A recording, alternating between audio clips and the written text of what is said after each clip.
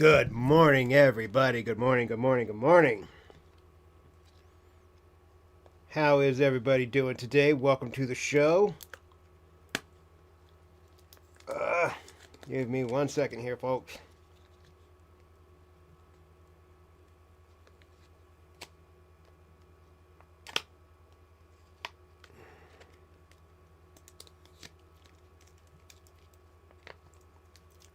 Oh, come on now.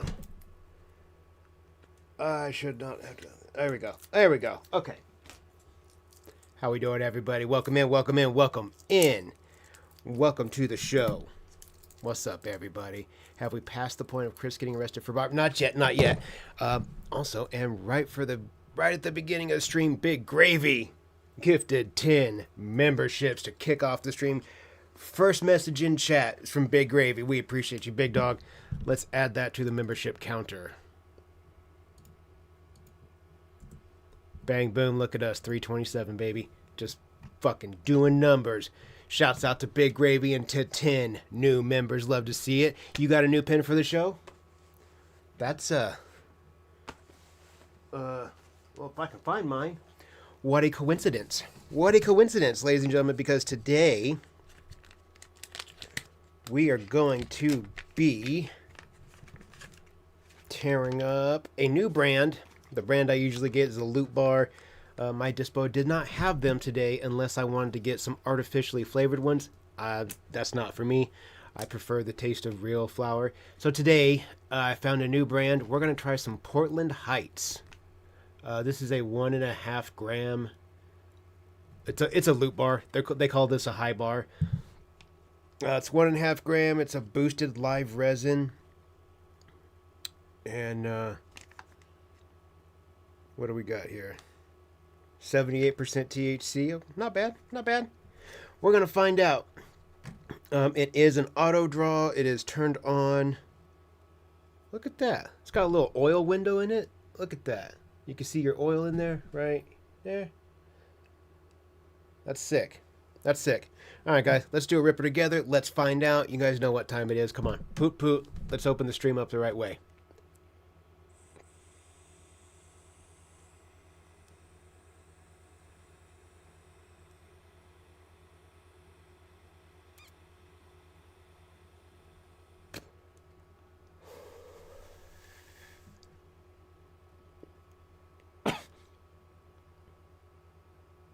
That was really smooth.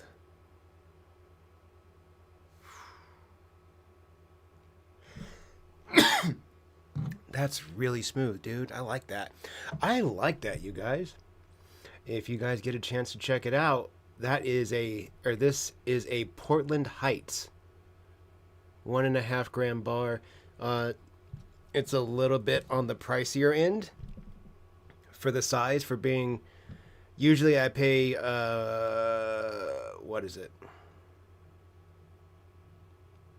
I think usually I pay $36 for my 2 gram Loot Bar. I think that's what it is. And this was 44. It was 44 for 1.5 grams. So a little pricier than average, but that's okay.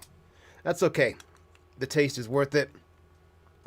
It's an auto draw. I like that. I like that I don't have to hit a button. And it's cool that it lights up. All right, guys, what do we got going on today? What do we have going on? You know what? As I'm sitting here yapping, we took a ripper to open the stream. But to be fair, with Big Gravy giving us those 10 memberships, every 10 memberships, we've got to do a double. So I owe you guys a double. We're going to do one of those in just a second. Chee wee wees. I saw that, Connor. I saw that. Saturday was kind of a wild night. Sean Strickland definitely showed up. He definitely showed up on Saturday night. It's good to see him back in fighting form. His fight with Drickus, that was left a lot to be desired. So it's good to see him catch a win. With that, let's go ahead and take that double ripper. Let's do that. Let's take a double ripper. We'll take a double ripper, and then we're going to start checking out the videos that we're going to look at today, because today we have episode 56 and 57 of Geno Samuel's A Comprehensive History for us to dig through. It's already 11:15, and why waste any more time? I got shit to do today, so let's catch a double ripper for those 10 memberships. We appreciate you again, Big Gravy. Shouts out to you, Big Dog. Let's catch a double. You guys know what time it is. Come on, here we go. Let's get it.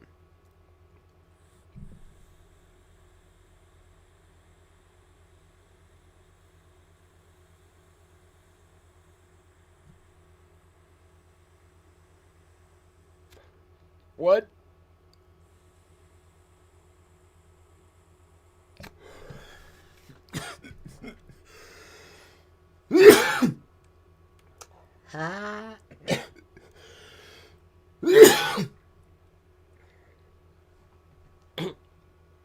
The second one got me.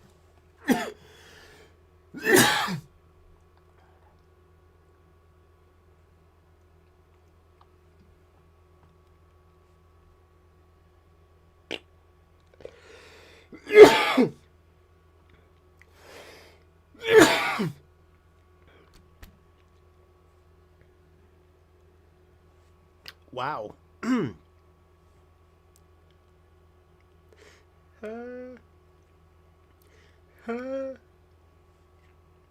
Now,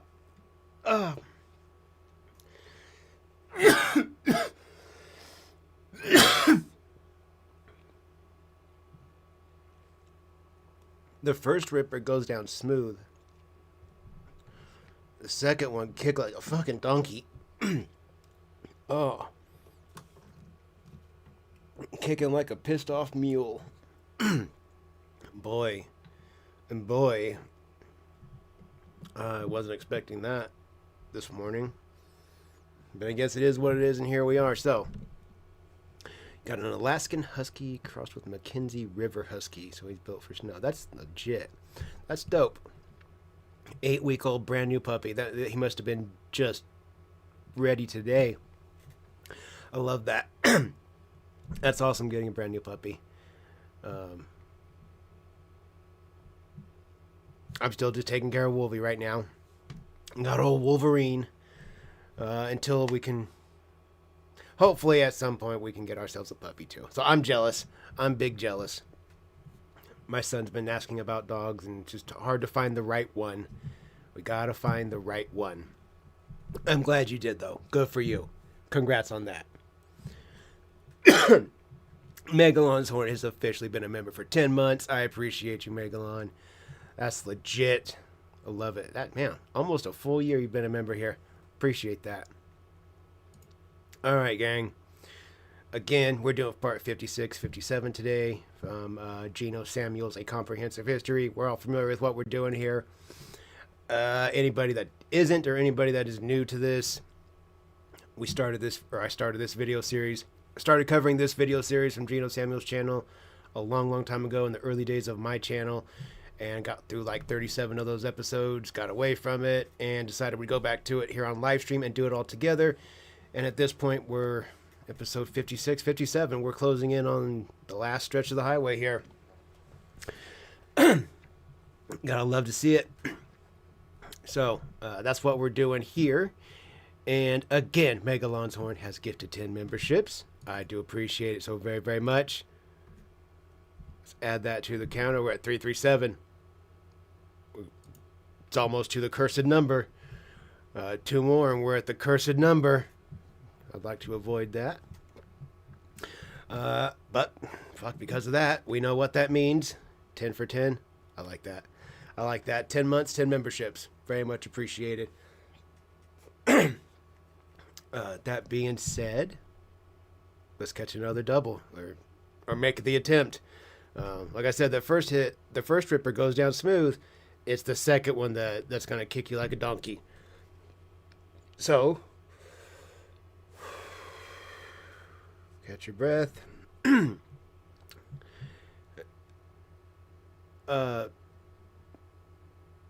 Okay, fuckers. Big Gravy, again, has just dropped another 10 memberships. Let's add that to the membership counter. Appreciate you, Big Gravy. Shouts out to you. Shouts out to 10 new members. Well, to 30 new members. We've been up for just over 10 minutes. Picked up 30 new members. Love to see it. I appreciate each and every single one of you. That means we've got essentially 4 rippers to rip down. So, boy, I'm excited. Hope you guys are too. Hope you guys weren't expecting to get a whole lot done today. I said at the beginning of this I had shit to do, but I don't see it getting done. I guess we're gonna find out. Here we go, guys. Let's get it. Poop poop.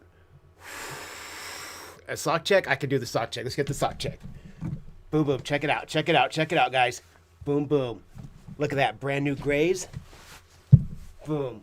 Brand new blacks. I made sure I was in crispy socks today. Brand new. All right, guys. First double ripper. Here we go.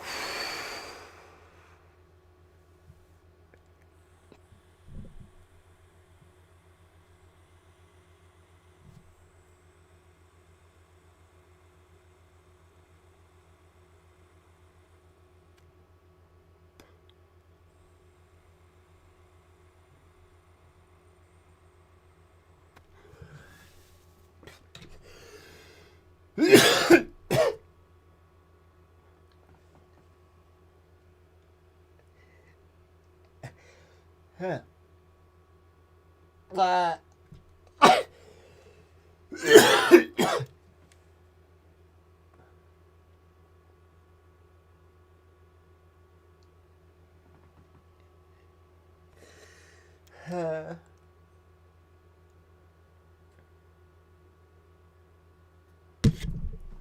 Oops.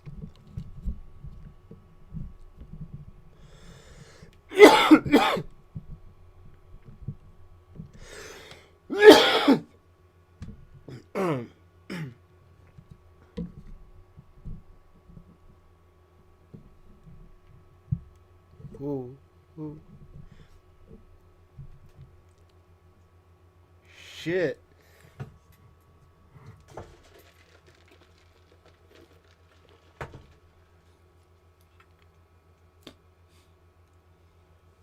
Boy.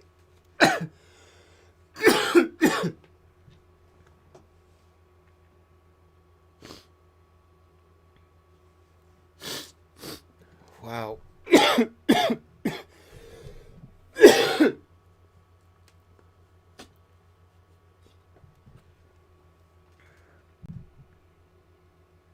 That was a good one. Ooh.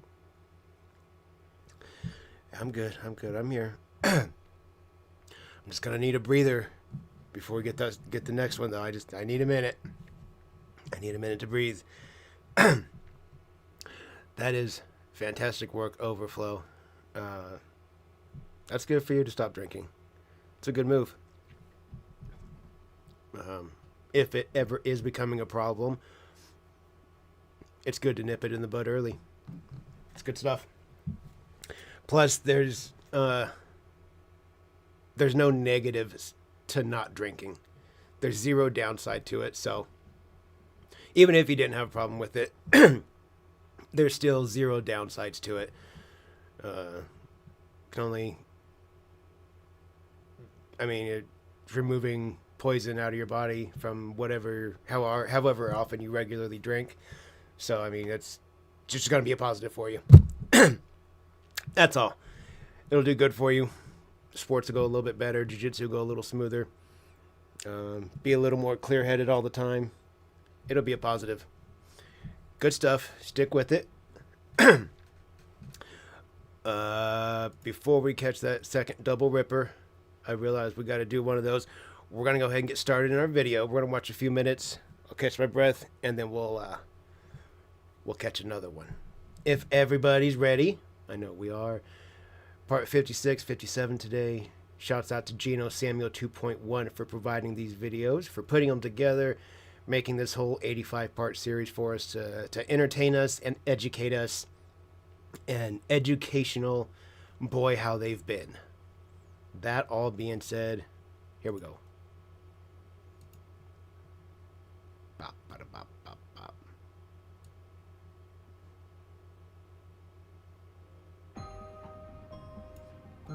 What made her this way? What is the attraction? What keeps us fascinated? This is the story of Christian.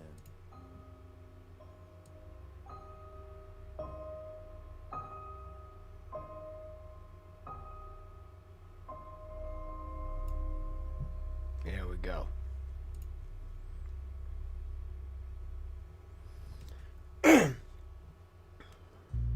On July 13th, 2017, in response to Planet Dolan creator Ladybot writing on Twitter of her want to spend all her time with her friends, Christine replied that she sent lots of love back at her.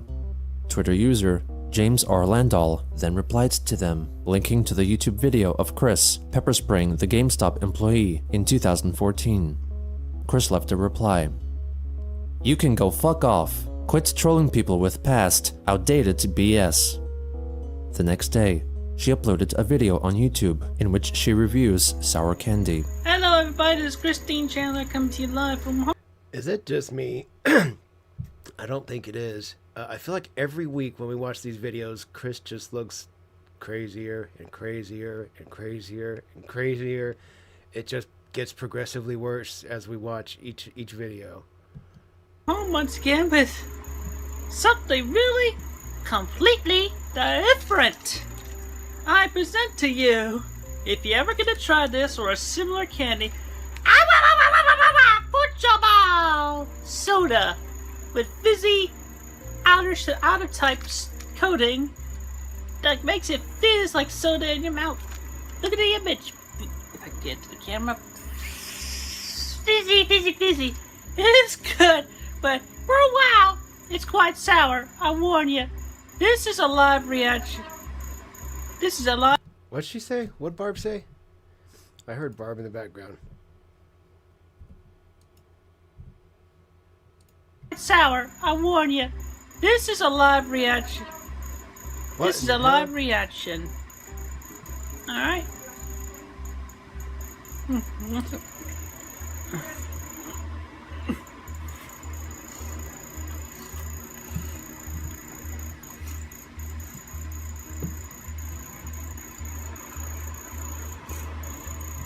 This makes me feel very uncomfortable. Don't th- Did you guys hear the mouth noise? Listen. Listen. Listen.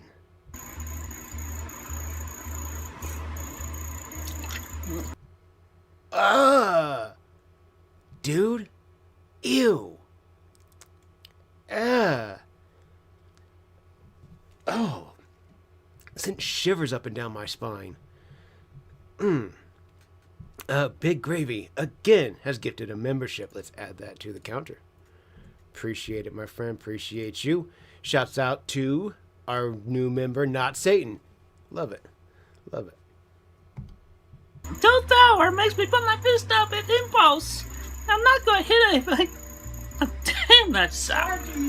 I'll talk to you later. Ooh, Barb's This mad. was soon Barb's mad. followed by a new captain's log. All right. And yes, we'll call this a captain's log. Captain's log, star date 0714-2017. 747. Look, here's a 747 flying overhead. Anyway, now I will remember, my recent post where Roberta does the Sonic Rainbow. Kaboom! Big boom! But pretty much now is the only page, well, that and a few ahead where I actually added the rainbow. So I'm catching up on all the remaining pages, and about 5 pages to go, and I have to do all the rainbow work first. So you know how hard that is? Because I'm doing it one marker at a time. I've not separated, and that's counting the additional colors. Gray for the soles of the shoes, black for the ears and whatnot, skin tone, for everything else that's about Roberta's sideshoe. So I am doing quite a bit of dedication. What if that's not the skin color? Is there any other skin? Never mind. Never mind. Work. I feel like there's a joke in there somewhere about the skin color crayon. coloring rainbows. Okay, so anyway, let's just let y'all. You're so fucking weird looking, Chris. Your arms.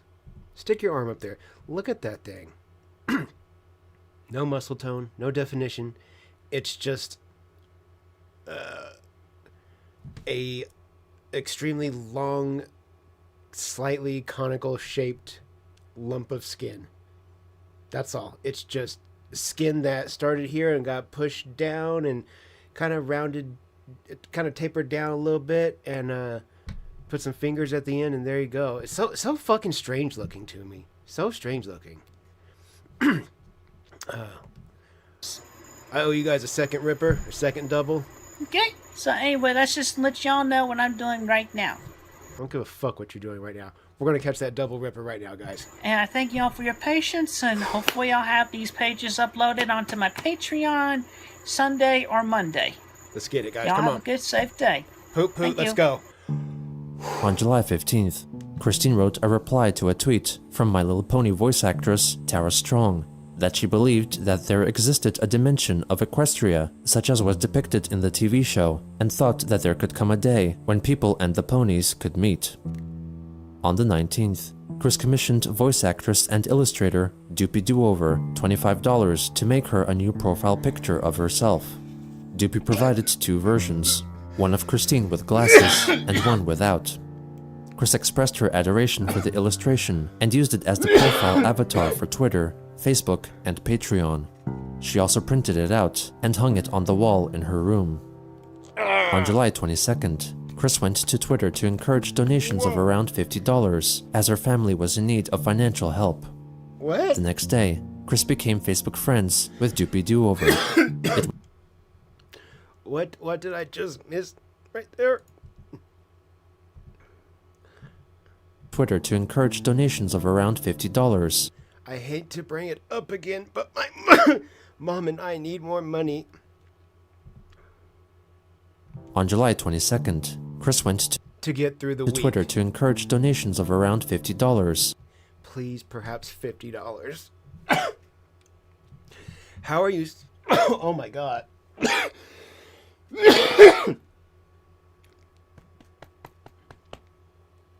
How are you so bold to just...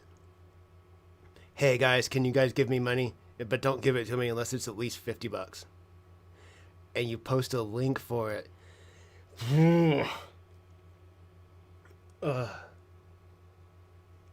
Yeah.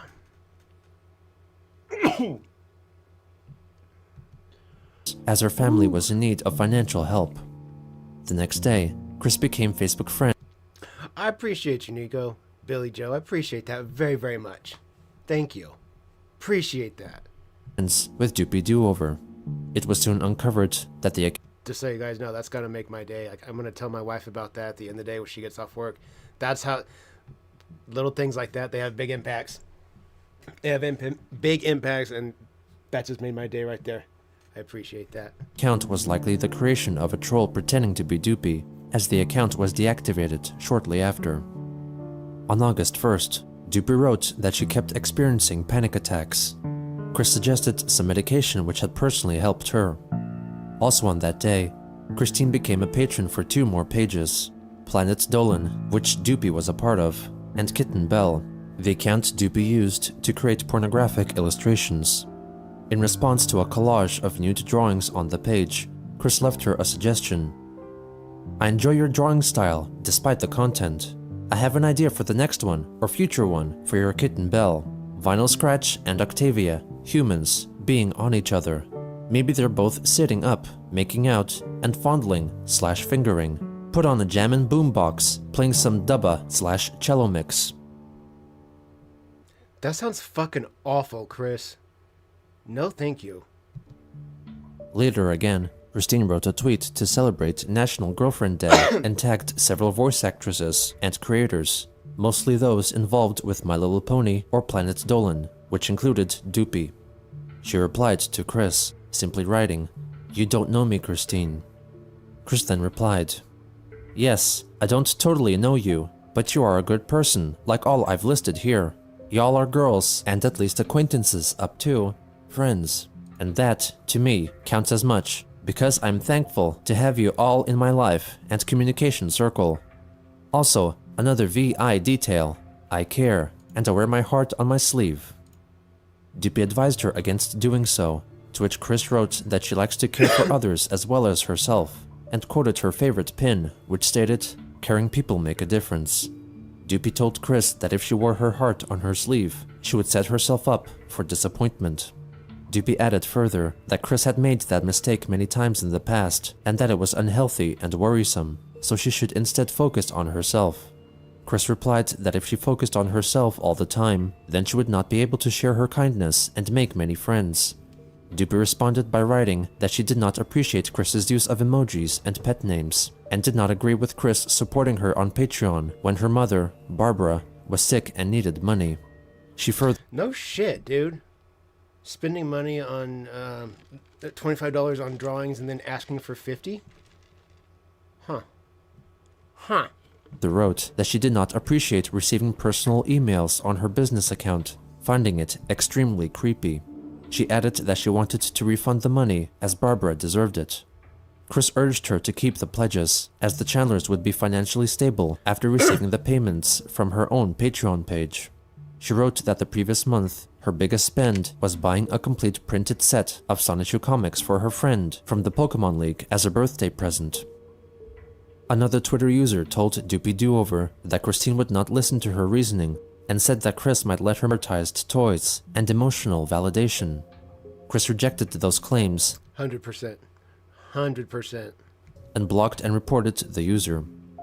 A different Not true. I care deep about my mother and all of my family. Consider yourself blocked and reported. commenter told the artist that Chris Go deep on your family. would not give 1 cent to her mother. Chris rebutted, saying she had just bought her mother a lot of groceries. Ew. She went to Doopy's business email and sent her a message privately to discuss the matter. Oh, I said that. Please, keep the $50. I want to help you a little better. Plus, I did want to get a shirt. I did not realize that was a business part, and I did You are the one in need of help. Jesus fucking Christ, Chris. not intend to come off as creepy. Believe me, I know that feeling from a crazy fan, and what else. I don't think you do. I really don't think you do, Chris. You don't know how fucking creepy you're being right now. Right now. You fucking creep. Plus, I'd learned years ago about what from me came off as creepy, and I tried to avoid those things. Are you sure? I feel like you're being really fucking creepy right now.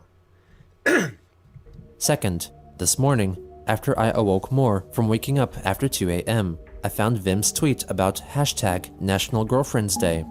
I realized that while I still have yet to find my sweetheart, I did count y'all on Twitter as up to friends who are girls/women. I also counted my closet friends from Pokemon League, a couple of other gal pals, and one who likes me, but while I like her too, I still have not met her yet. She lives not far from me, so the feeling is not yet totally fulfilled. I was showing my appreciation for my blessing of my growing circle of friends, local and far. I did not mean for it to go crazy like I did. Anyhow, I'm guessing this email is not your business email, but if it is, please correct me. I like talking with you from time to time, but not in anything beyond simple acquaintances to friendship. I'm still learning what is okay and what is not okay to do, and taking notes for future and present references. Serial killer shit. Serial killer shit right there. Keep a happy thought, darling. Sent from my iPhone. The fuck are you calling her darling? Knock it the fuck off, Chris. That's creepy as shit. Stay safe, Christine W. Chandler. Exactly what a serial killer would say. Stay safe. Subtle threats. Doopy wrote Stay safe, cause you know I'm free. You know I'm out in the world. That's what that means. back that while she appreciated Christine's kindness, it had caused her a lot of problems. She intended to refund the pledges and let Chris use the money to buy a shirt from her online store. She added that she could not accept her patronage anymore and would appreciate if Chris did not tweet publicly at her for both of their sakes. On August 2nd, Christine made a video addressing the harassment the two have been receiving on Twitter ever since their public falling out. Let's crap for a moment, okay? Because You're harassing other people. And it's at my expense. I do not appreciate that. I do not appreciate your gut. If you want to harass somebody about me, talk bad about me, Why are the eyes of the horse right on your titties? Like, they couldn't line up any better. you send that harassment directly to me.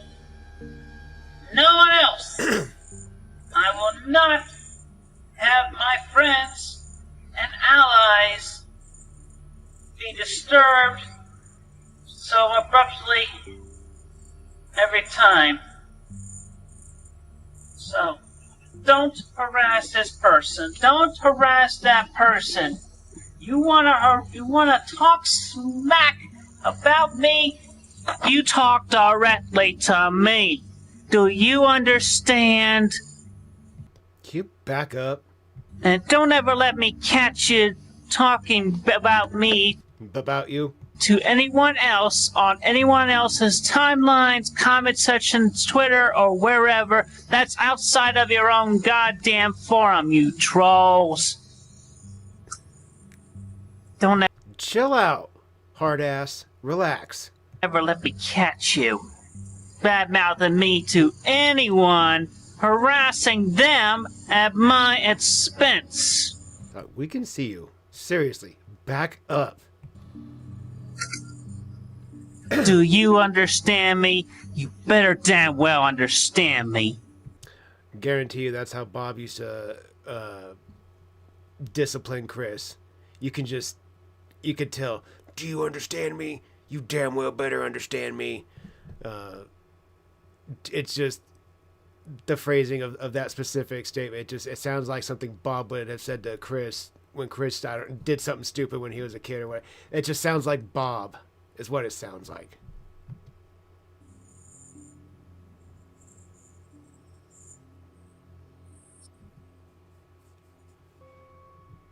She simultaneously went to Twitter to launch and promote the hashtag #HarassQuickDirectly, hoping to draw the ire of trolls to herself instead of Doopy Do-Over. She also reiterated the proper use of feminine pronouns when trolls referred to her. She accompanied her posts with drawings of Planet Dolan characters, all angrily declaring #Don'tHarassMe, with only Christine and 2 iconographs of eyes within hearts, stating #HarassQuickDirectly. Chris's drawn avatar had the hearted eye planted on her forehead, while all the Planet Dolan characters wore armbands displaying the eye symbol.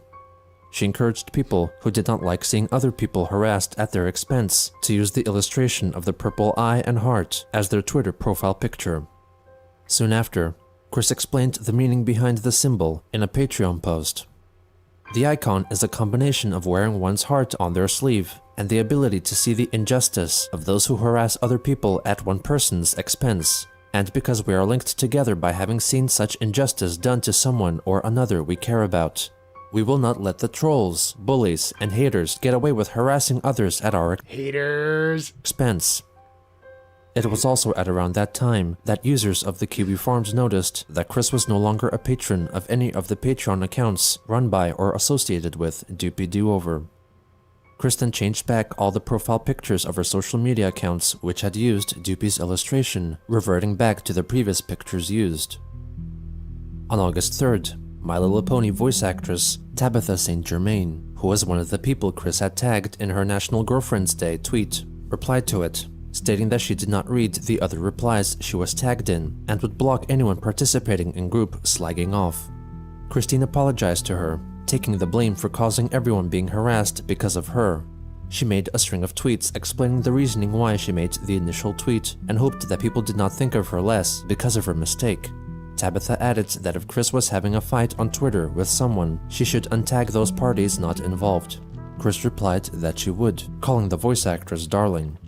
Her reply drew the ire of several Christian followers on Twitter, writing to her that she still failed to learn her lesson about calling strangers by endearing pet names and getting too close to them. Chris replied to each one of them with insults, using the slurs uncouth and cad several times. How do you just call random people you don't know darling, dear, honey, sweetheart. Don't fucking do that. Don't do that. I call my wife by her name. I call her by a shortened version of her name, but that's it. Darling? Where the fuck did you pick up this lingo?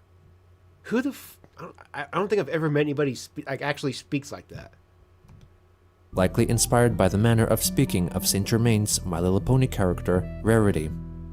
Kristen moved on to a tweet from voice actress Tara Strong, making reference to actress Melissa Joan Hart, with whom she would be working. Chris expressed her surprise at the two working together, commenting that she liked Melissa.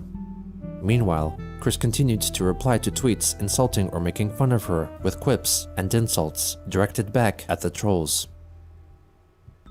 On August 4th, Christine wrote an update on Patreon regarding uploads of new Sonichu pages. My most sincere apologies, everyone, but with the recent stresses of some people harassing people I liked, not harassing them, just a few thoughtful tweets now and then, towards a genuine friendship.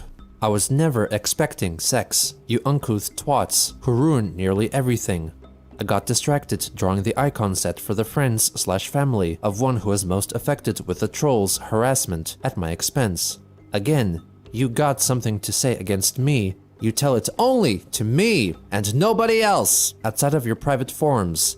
Definitely nowhere else on Twitter other than directly to me, Miss Christine Weston Chandler. I am she, and I like men as I like heavy metal music.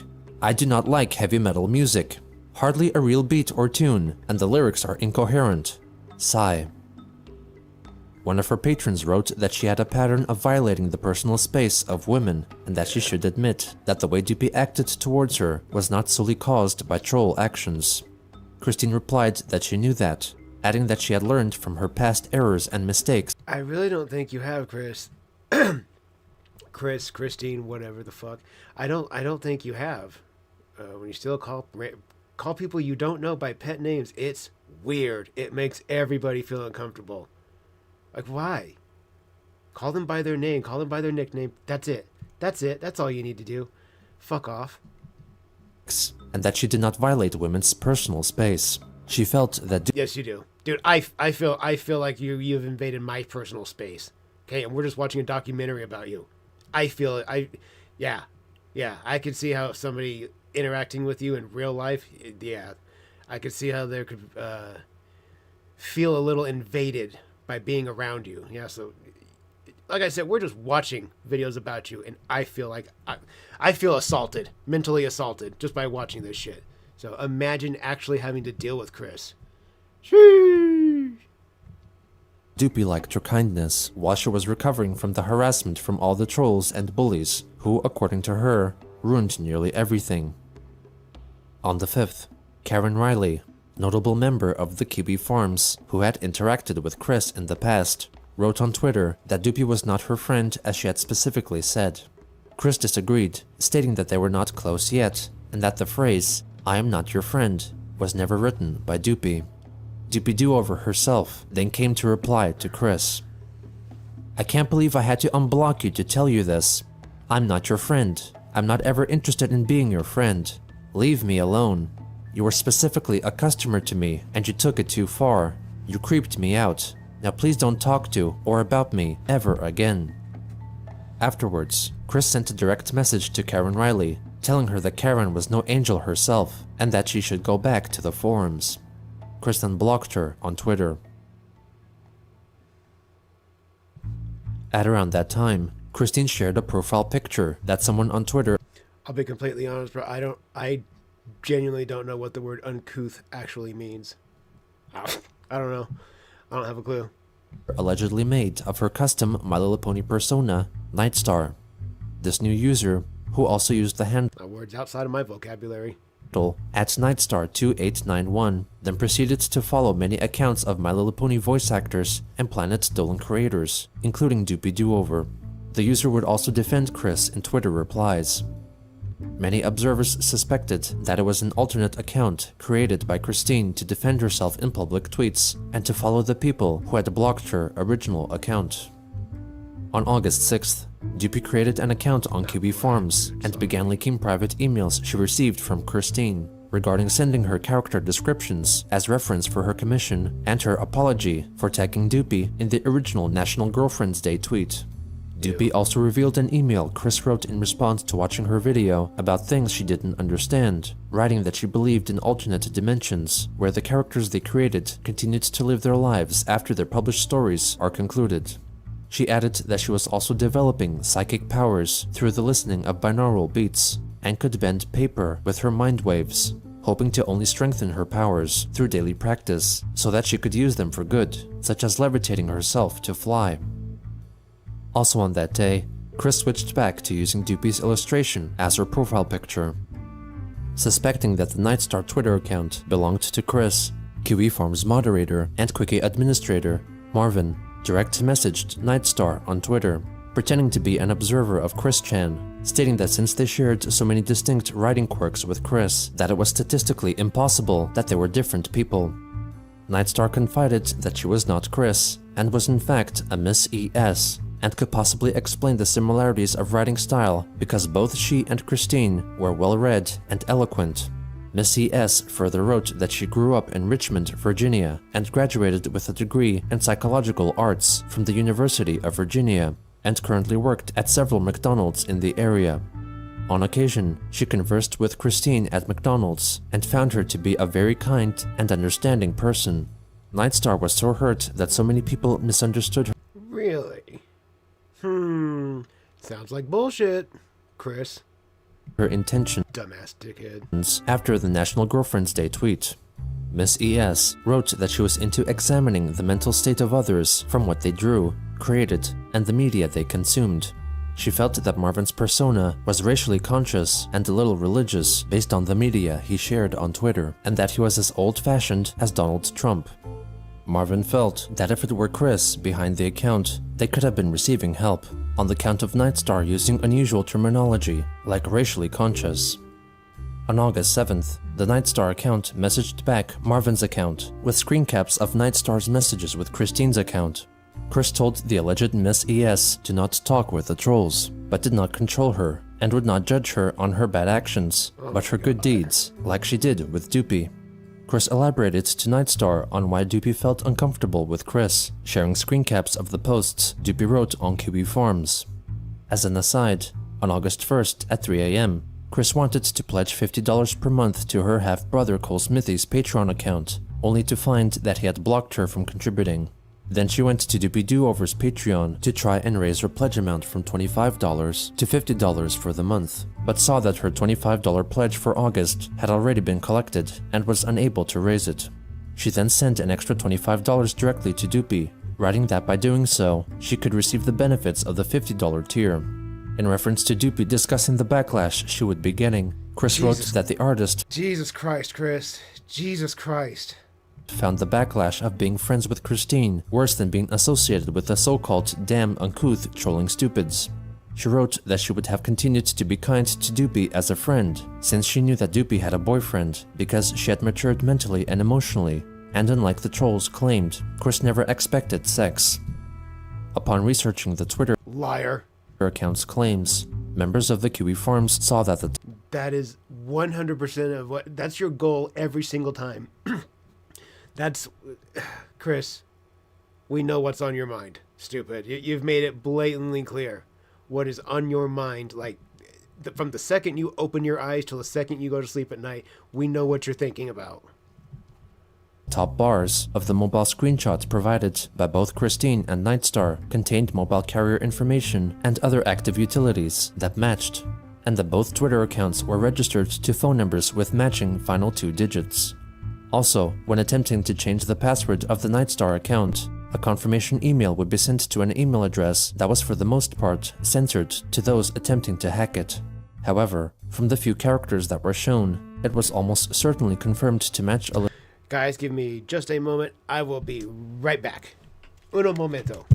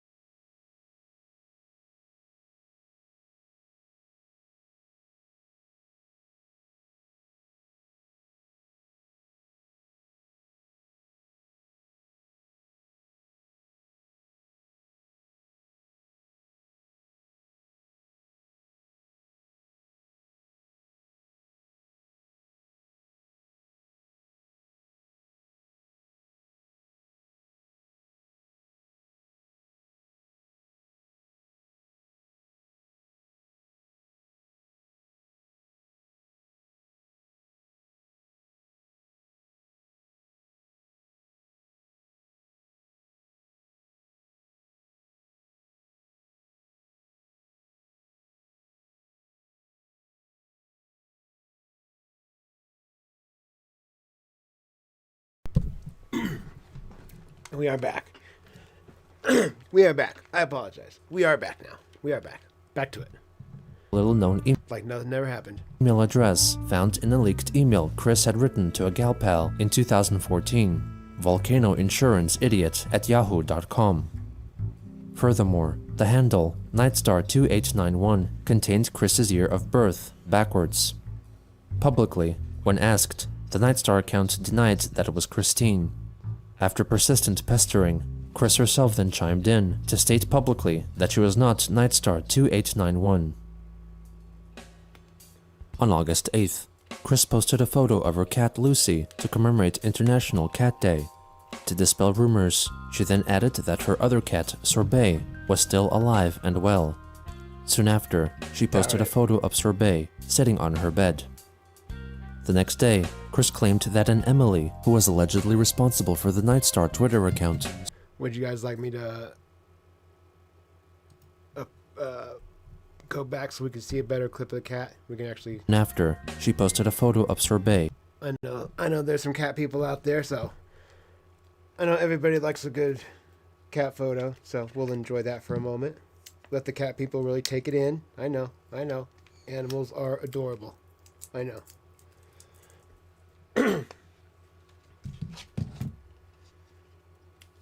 Alright, there we go. Sitting on her bed. The next day, Chris claimed that an Emily, who was allegedly responsible for the Nightstar Twitter account, saw her at McDonald's that morning and came a runnin' because she was scared off from all the trollsome allegations that her Twitter account was run by Christine. Chris blamed the trolls for ruining nearly everything. In the meantime, Chris watched YouTube videos in an attempt to learn how to communicate with the dead, predict the future, and levitate. On August 11th, Chris wrote, "I'm sleepy." What a funny combination of things to want to learn. Communicate with the dead and levitate? Interesting. As fuck, but falling asleep. I'm out of luck. Root de doot. On that same day, in response to a Patreon comment criticizing Chris Chan Sonichu for having two quote-unquote tumors on his chest, Chris tweeted, "Take that batch of hay and put them in some apples. Eat your candles, dumbasses. My breasts are real. I am woman. Never tell me otherwise, haters. Here's a good thought. Cyberbullies are the tumors of humanity and the world. They should cut themselves out. I do not have tumors, dummies." Also on August 11th, Chris arrived at the Baltimore Convention Center in Baltimore, Maryland for her 3-day stay at BronyCon, Straight thugging it. a convention focused on the My Little Pony franchise. According to Kiwi Farms user Love You Long Time, God damn, Chris. the troll behind the Kim Wilson persona, notified forum readers that Christine drove herself to Baltimore and was staying at a hotel with No, you fucking didn't. You went out in public to a convention looking like that. No fucking way. Wow. supposed lady friends. A Facebook friend wrote that she would be ready to assist Chris's mother Barbara if need be. Among the possessions which she brought with her were original copies of the Sonichu comics, snacks, and My Little Pony figurines. Many photographs of her were posted on Twitter and Facebook, mingling with other attendees, while prominently wearing pink feline ears and a strap-on unicorn horn. On the first day, Chris Looking like a strap-on dildo. met Kathy Wesseluck, a voice actress from the TV show, and posed for an autograph with her, with Kathy holding up a copy of Sonichu Issue 0, which she had autographed. According to Claire Porter, a follower of Chris Chan whom she met at the convention, Chris talked to Kathy for close to 25 minutes, discussing topics involving Sonichu and Quickville. Claire added that the voice actress showed Chris friendship and support, albeit treating her like a child. On the second day, she attended a panel discussion titled Keeping Friendship Magic, The Odd Pony Out. Afterwards, when Look at that fucking gut, dude. Look at that gut. Those tits. Fucking Christ, Chris. asked for an autograph, Chris signed a piece of paper which purportedly stated that she relinquished her soul to the Chris looks like such a big fucker. Like, sitting right there, I would say he's at least like 6'2" and 240, 250. He looks big. I don't, or Chris just, I don't know. I just always thought of Chris as being super massive for some reason. Keeping friendship magic, the odd pony out. Yeah, leg skinny. Yep. Afterwards, when asked for Jupiter Bill. an autograph, Chris signed a piece of paper which purportedly stated that she relinquished her soul to the individual who asked Fupa or Gunt?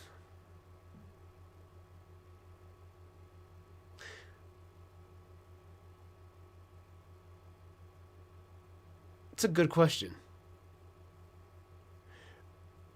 Goopa? I think Goopa got it. I think Goopa's the correct answer. for an autograph. The person who got it also covertly recorded audio of Christine's conversation with himself and another attendee, discussing some recent pages from her comics. And I'm on Patreon too. Later pages. Okay. But I definitely want to show her Roberta's Sonic. The rain boom. You know we love a good Sonic rain boom. Yeah. Thank you very much. It was nice to meet you. Hey, I hope you have a believe great in everybody day. and believes in you and believe in yourself. You'll be able to make your own Sonic rainbow. Yeah. All right. Okay, well, let's go with Miss Dana, Excuse me, okay? Christine? Yes. Oh, it's lovely to meet you. I heard you'd be here, but I didn't know I'd meet anyone. I was wondering, it's not too much trouble, could I, oh, I'd love a selfie. But if I could get an autograph, I'd love that too. Okay, I'll give you an autograph with my... I don't know. I feel like this is bad juju. You see Chris out in the wild. I feel like it's bad juju to interact with them, shake hands, get a fucking autograph and a picture. That's gonna come back and fuck you up later in life. I don't know how, but 20 years down the road, something awful's gonna happen, and you're gonna know right away. Fucking Chris Chan, you're gonna know it. Okay. I just don't. I don't see a positive outcome in willingly interacting with Chris. Oh, you have your own? Well, I don't like Another convention goer reported on their encounter with her Yeah, you'll get poo on you. Yeah, there you go. on the My Little Pony forum on the image board site 4chan. I played poker against her in the tournament and she got really, really fucking mad when I accidentally called her him. I never cared to call someone by their shitty preferred gender, but fuck you got to give me some time to figure out what you fucking want to be called. It was a paired tournament, so we didn't have a choice who we played. And she can't play worth a shit, but she did manage to build off of idiots. She lost it all chasing though. I met her again at the gala, and she's been glaring at me. Lol. Another person more knowledgeable of her recounted their experience with meeting Chris. I found Chris Chan at a panel and gained his trust. I asked him if his Sonichu medallion was authentic, and he said, "I am the she that used to be that he that..." Gravy, what the fuck?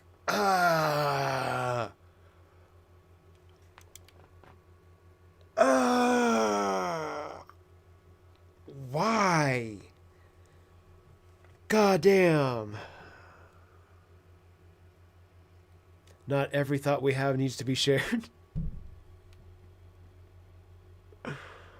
Oh my god.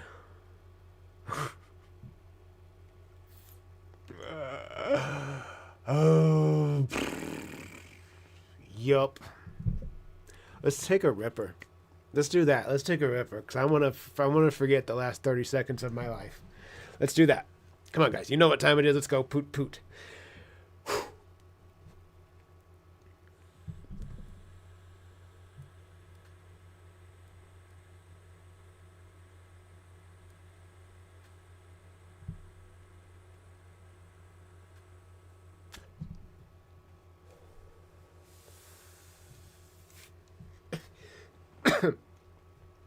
Sheesh. There we go. And then quickly showed me the first edition of Sonichu.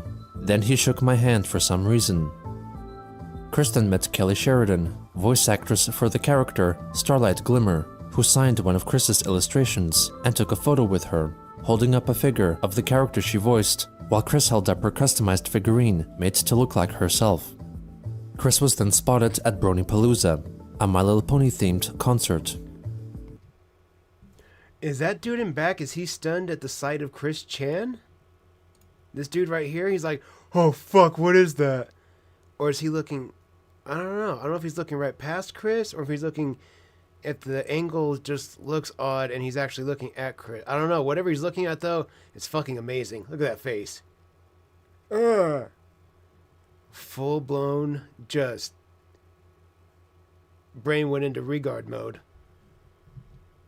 She then made her way to the Grand Galloping Gala, a formal dance party. She was filmed conversing with some of the other Is that a... Are they in like a convention hall of a hotel or something? Like where they do office meetings and stuff? They rent them out and do office parties? Huh. What an interesting thing. convention attendees and posing for photos.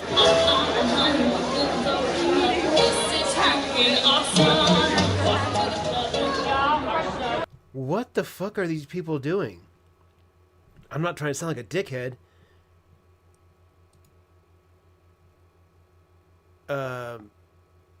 Is this, fuck, what's it called?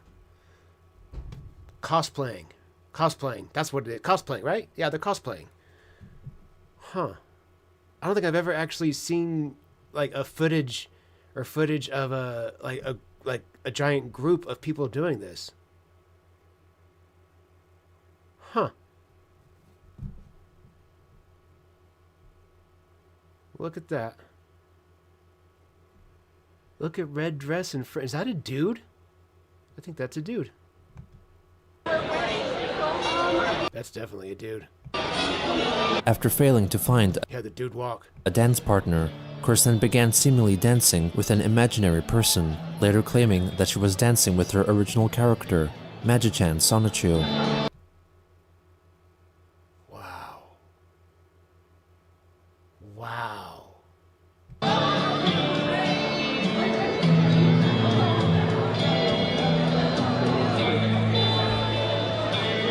I've done some wild shit in my life, super out of my mind on drugs and drunk and stuff.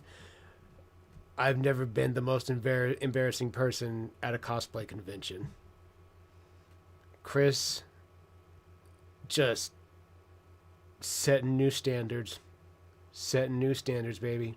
Bringing that bar as low as it could possibly go.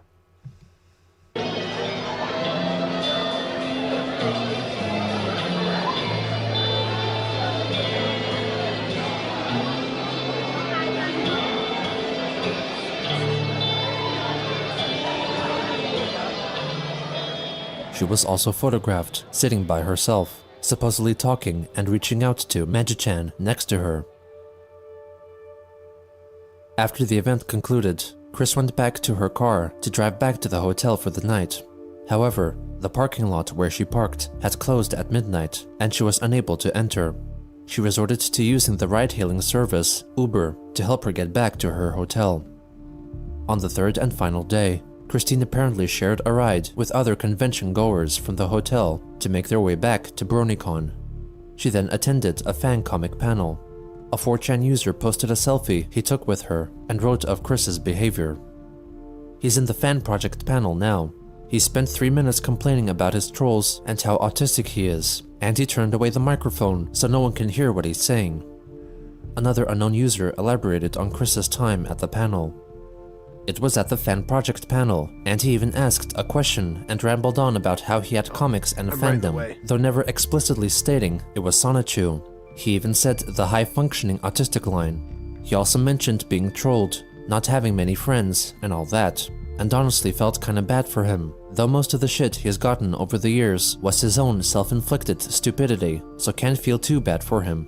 But yeah, that's been the weirdest thing at this convention by a long shot. Like, at most 5 to 10% of the thousands people I've seen and heard were weird or cringy, but nearly everyone here is either normal or just standard nerds.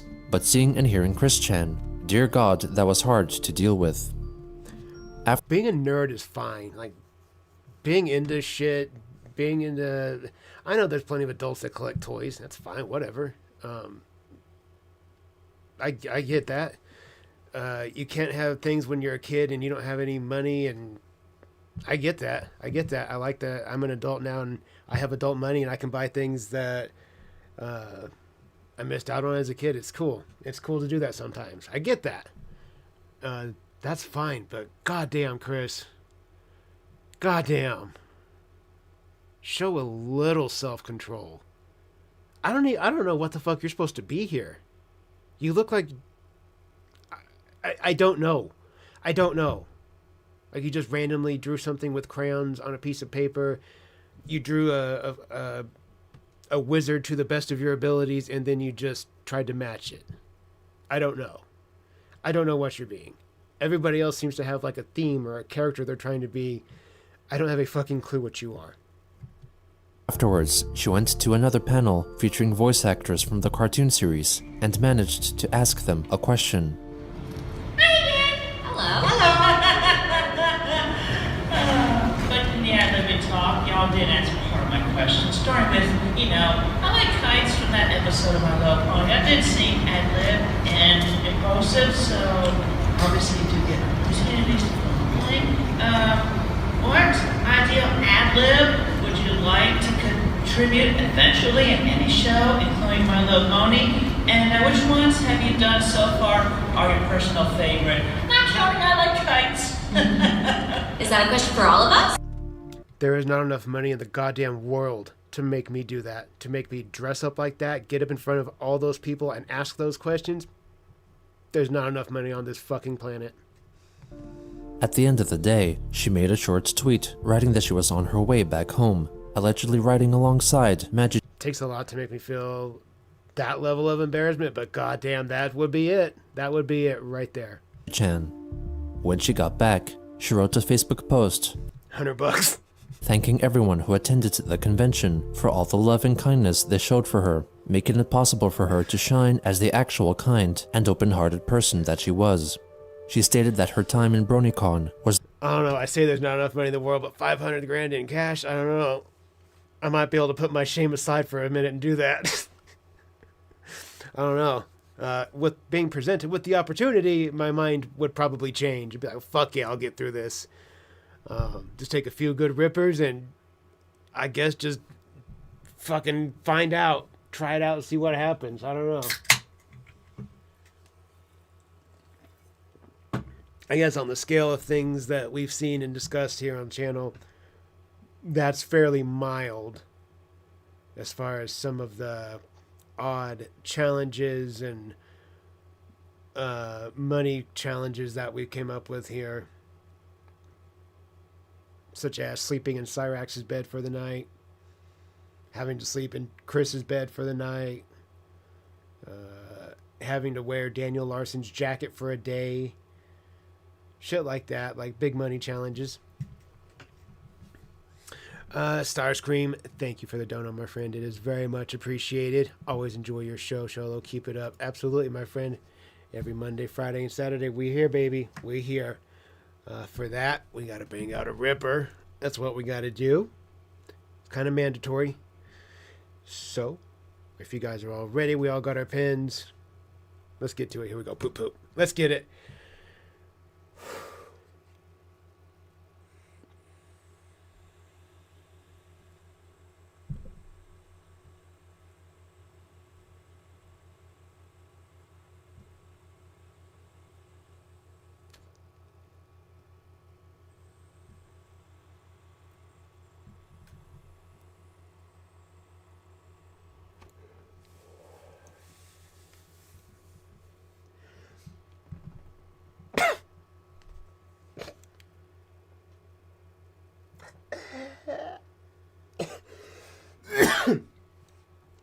Ooh.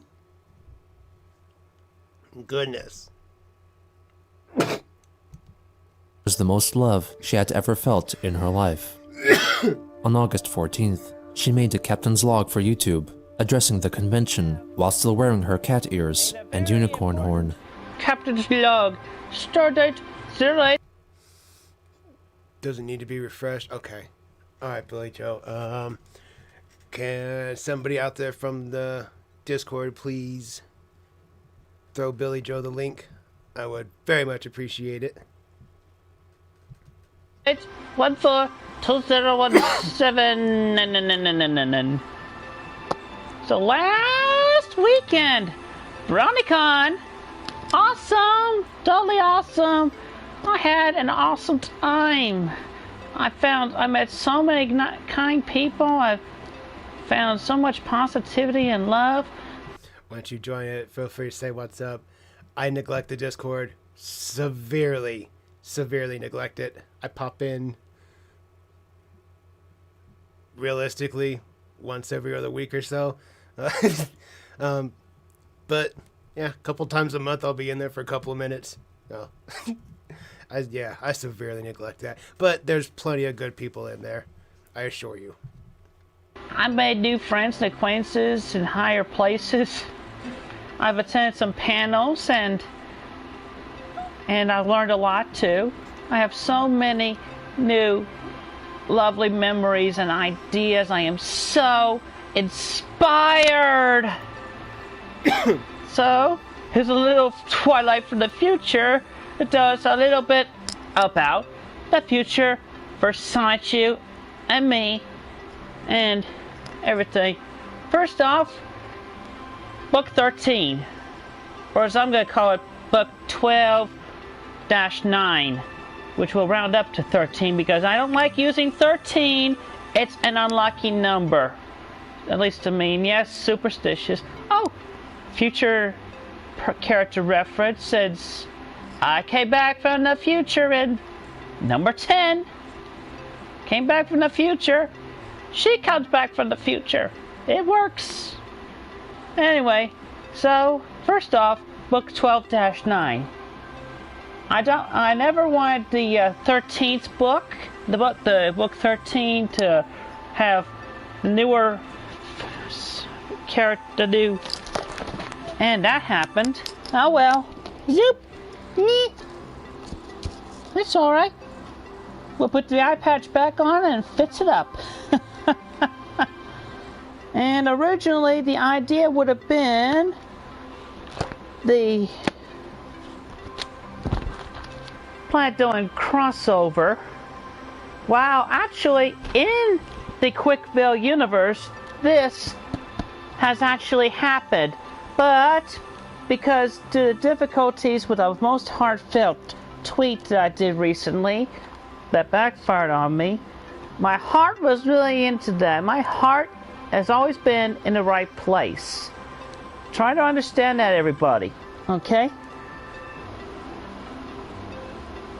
My brain's a little slow right now. I have so many ideas and everything.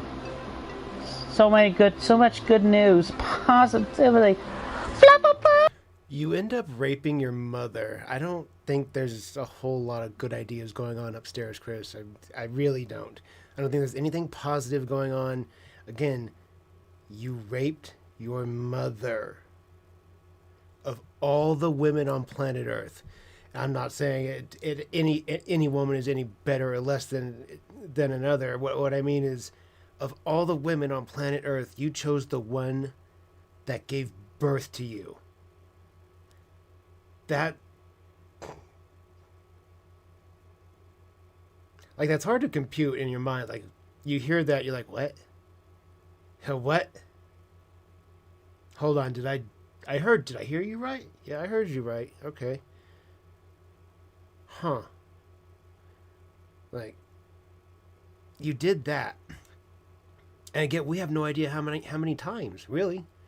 We don't know exactly when it started or how many times Chris got lonely or wanted to, what was he doing with Barb? Doing a spiritual awakening, a spiritual something with Chris? Like, who knows how many times he did this? This might have been like a every other day thing for months and months. Who fucking knows?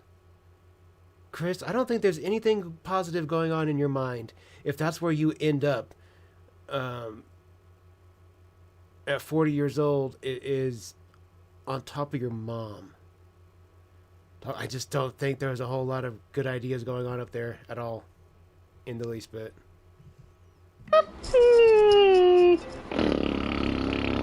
Fuck, I'm fucking disgusted now. Oh my god.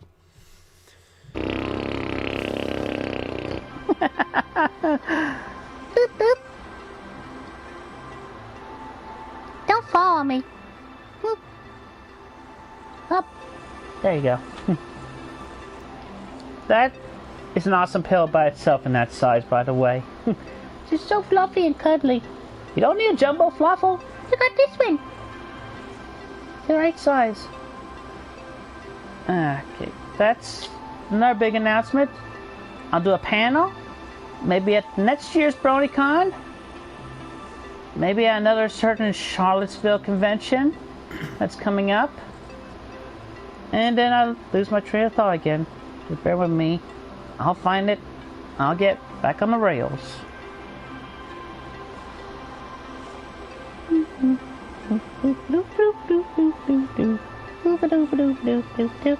What do you think is the next announcement, Flufflepuff?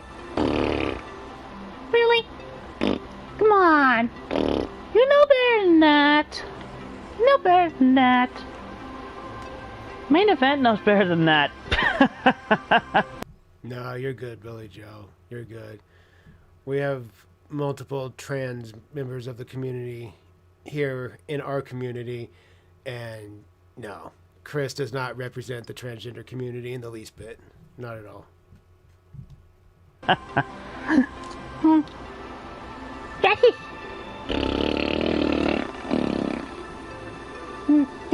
It's nine, it's nine. Boop, boop, boop, boop. No script. This is good. There you go. I'm not looking at my spider. Go ahead and laugh. And go ahead and laugh at that. My dogs are barking at something that's outside. Possibly, likely, nothing. I have to put up with it. It's my family. And here comes my mother with a thought that she's interrupting this live streaming video. So she's going to have to wait a moment. Anyway. I think that's all the announcements and everything and my thoughts and it's all good. I love everybody. I do. From the bottom of my heart. A lot of you have been able to see that I finally was able to present that personally to a lot of friends and people that I was able to make. It was just awesome! I heard Barb in the background talking to the dog. It felt so good. I'm gonna carry this with me forever. And I'm not gonna just be like, oh, yes, you're gonna be kind to me. I am thankful for your kindness. Now go get me some coffee. That's not me. That's not me. Okay? I have emotionally and mentally, heartfelt, soul-felt, matured and grown. I'm thankful and blessed to have been able to show that over the past weekend. To a whole lot of people touch me. I get to touch them and make them smile. We made each other smile. It was a great thing. Anyway, that's it for this live stream. Look forward to the next one, which hopefully... Yeah, Johnny, eventually, I don't know in which episode we'll get, it'll cover it, but at some point, I'm sure it'll cover where Chris is in touch with Isabella Janke, and that's where all the beans get spilt. That's where everyone gets to find out what's been going on. Will be. You can actually go. You can find the call where Chris is on the phone with Isabella, telling her that him and Barb were having a relationship, and you can find that on YouTube. It's a wild listen, dude. It's wild listen. Q&A laptop. Christine Chandler, Sanchin Rochu, City of Quickville. Had a fantastic BronyCon weekend. I look forward to seeing y'all again or talk to y'all sooner. See y'all next year. Love it. Have a great, safe, blessed day. And stay well. Stay good. Stay heartfelt positive.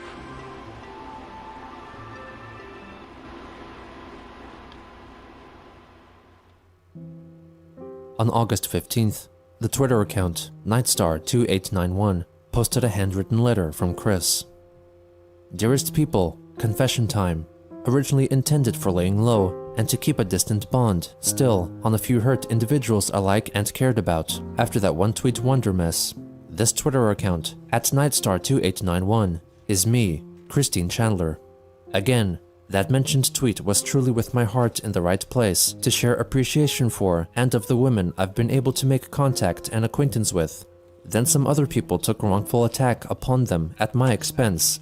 I felt terrible about that. 2 of them blocked me, but Hater informed in that. I pray they will unblock and open up to me again soon. This also is reflected in MLP Season 7, episode Fame and Misfortune. The main 6, or 5 of them, were not used to being criticized overly by fan ponies, as well as misread and misunderstood.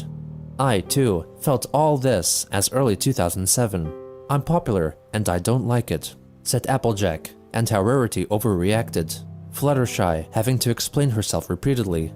All that was me, and it took a long time to adjust and become resistant to the hate. I am in control of how these various reactions to my Sonichu and self content make me feel and react. I try to not let the critics get to me anymore, and everyone affected by the misunderstood tweet of mine. You all have control to not let the haters and trolls affect you at all. 2. This Nightstar Twitter was a lay-low alternative for me after that fiasco. I was not originally going to tweet from it. Then one of the trolls contacted me. I was tempted to Billy Joe, I don't. For my video editing and stuff, I use CapCut. That's all I use is CapCut. troll the trolls now. Dumb, me. Pfft. But the trolls, on their forum, have admitted to being well confused with my character's creation of this Richmond gal with a UVA degree working around and around. I can be quite the actress, even in simulating other fonts from other people. Regardless, lying all that was wrong of me, and I am sorry for lying in this. And, as I was finally able to share at BronyCon with a lot of people, I am, by default, a kind, understanding, compassionate, heart in the right place person and individual, and I enjoy sharing genuine, pleasant smiles, moments, and memories with others, and my heart is open. I would delight in all of us putting this Twitter mishap set behind us and moving on towards being better people. Thank you, sincerely, and with all my heart with love. I'm sorry.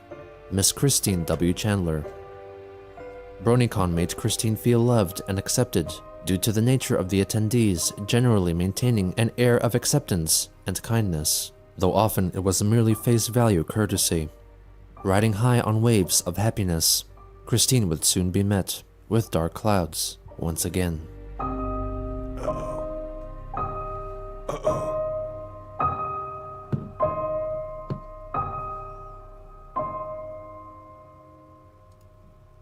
Got through that first one.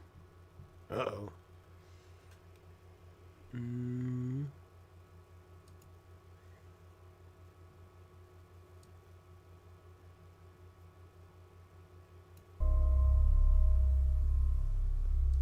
Boom, jump us right there to it. We got through that first one. Man, Chris is just, every week, every video, feels like he's just getting crazier and crazier and crazier and crazier and crazier. Thumbnails. No, I've used lots of different editing apps, and DaVinci's, the learning curve on that was a little too high for me. CapCut, it does my videos and it does my thumbnails for me. It's the easiest, I feel like. It's very simple and basic. It's easy to follow. I don't know that I've ever actually tried Canva though. I don't think I have. I wouldn't mind giving it a shot. I mean, just find out, I suppose. Find out and see. I'll take a crack at it. It doesn't hurt to know how to use other editing applications, because there was that short while at the beginning of last year when TikTok and CapCut were taken away from us. I think I had to make like 2 videos with DaVinci, I think, or something. I can't remember. It's good to, at the very least, it's good to have a backup app. Yeah. If you have the power to do that, sure. Sure.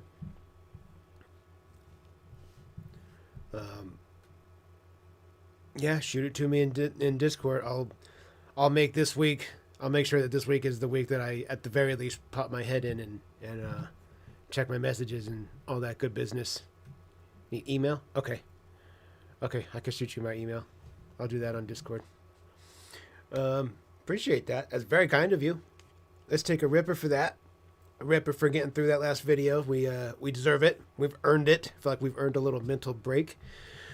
It's 12:30 p.m. I've got just the perfect amount of time to get through this with you guys. Let's take this ripper. Let's get to it. Poop, poop. Here we go.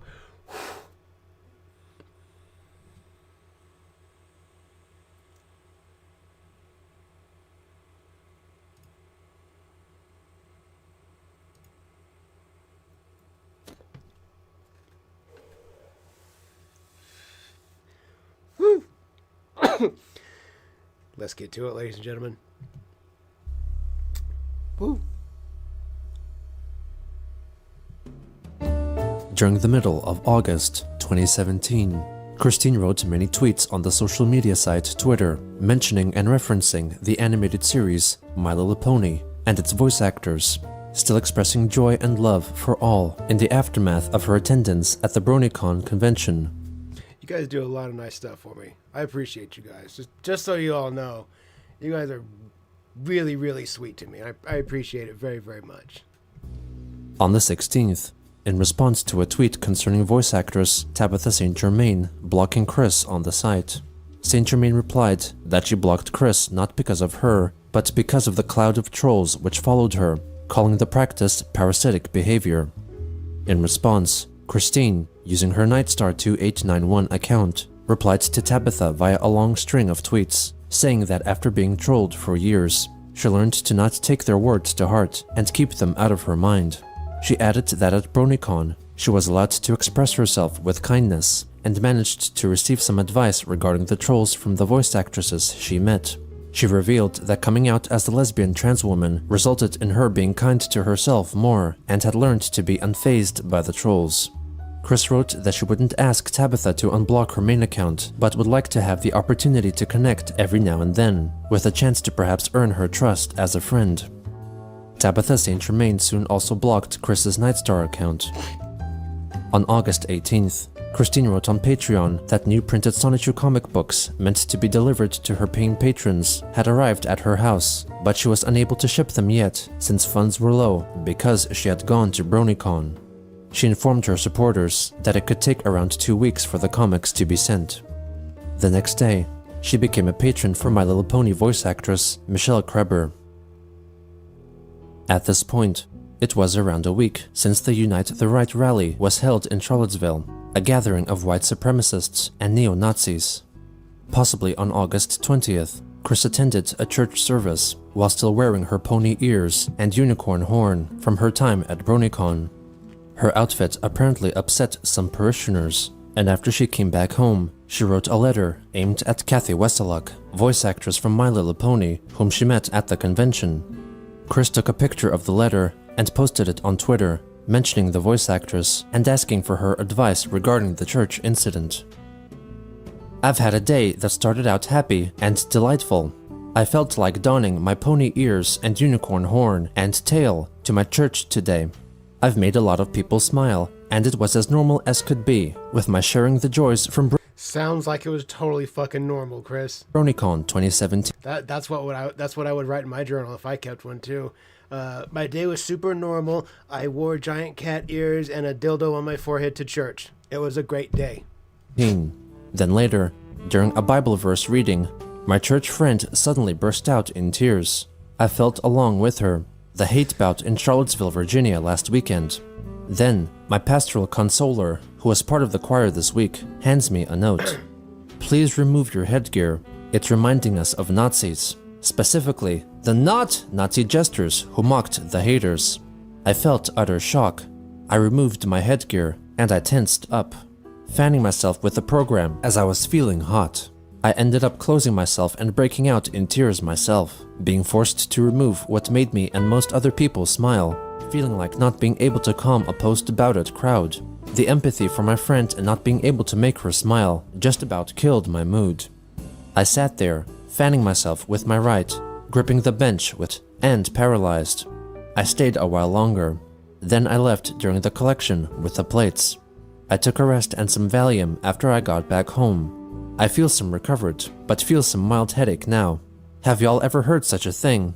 Pony ears and unicorn horn being reminiscent of an anti-Nazi jester? I've never, and I meant no harm. What are your thoughts, Kathy? Thank you for listening. Christine W. Chandler. Kathy Wesseluk failed to respond. On August 21st, Christine uploaded 2 videos on YouTube of her view of the solar eclipse, which was witnessed across the United States. Hello everyone on the internet, this is Christine Chandler coming to you live from home once again. Right outside, waiting for the solar eclipse. I look up at it, at the sun through my special glasses I got with the little guidebook. It looks like a crescent. It's a crescent sun. Like it's grinning down on us. And as you can see from the noise making, that's my dear boy, Chorpe. Hello. He's alive and well. Poor baby, dude. Okay. Yeah. Little baby boy. That cat sounds like it has fucking radiation poisoning. That's not even a fucking meow, dude. Cough in our face, you dickhead. Anyway, I'll record a second video closer to when the eclipse actually happens. So stay tuned. Thank you. That poor fucking cat, dude. He's just... What the fuck? We are approaching so much closer to the eclipse. It feels really familiar, Gok. I feel like this video in particular is going over stuff that we have explicitly seen already. This is where we are in the order of videos. I made sure, but it does feel very familiar.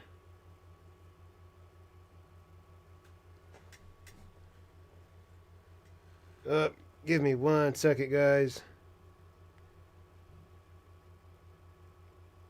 My neighbor is messaging me. I'm going to be getting to take care of Wolvie a little bit longer.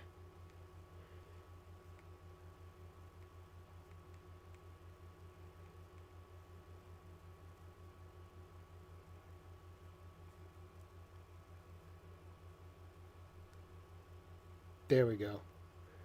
Gotta confirm that. And let me look at...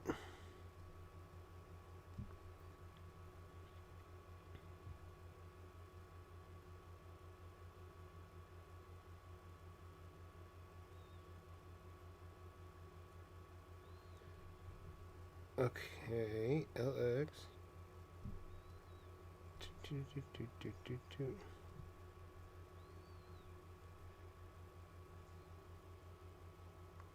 What are we doing now?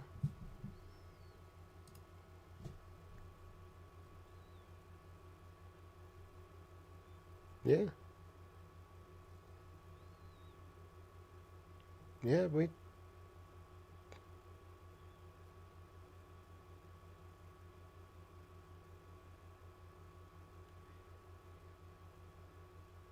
Hang on, guys. God. Wait a minute here.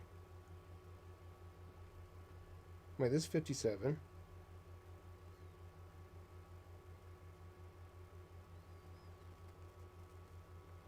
I think we... Oh, God damn it.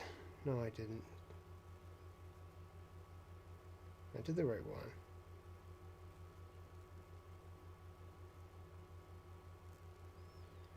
Okay. LX.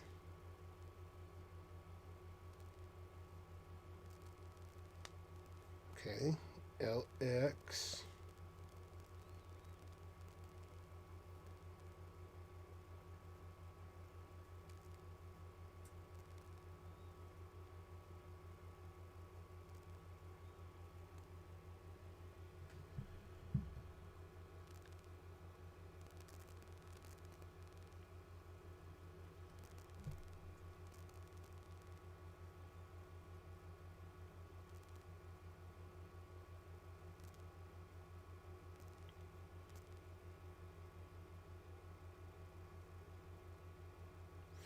Yeah, guys, I apologize. We fucking went out of order.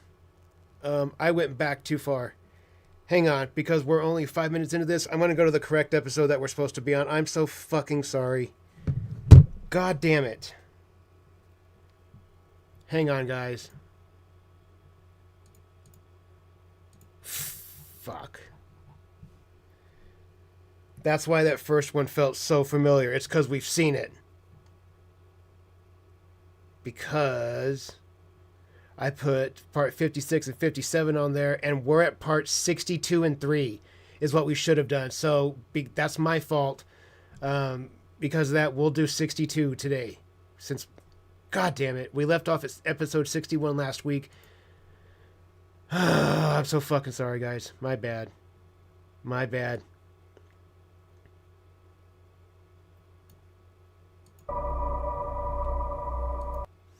Wait, that sounds creepy. Yeah, we better do a ripper. Yeah, I remember we got my first date. Yeah, fuck you guys. Fuck you guys.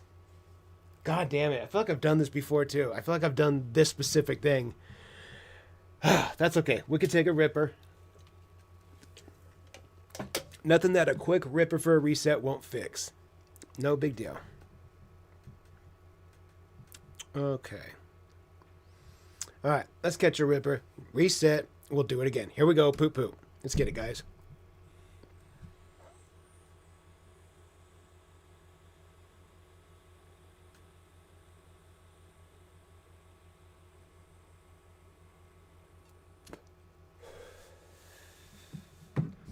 All right, let's try again. What keeps us fascinated? This is the story of Christian.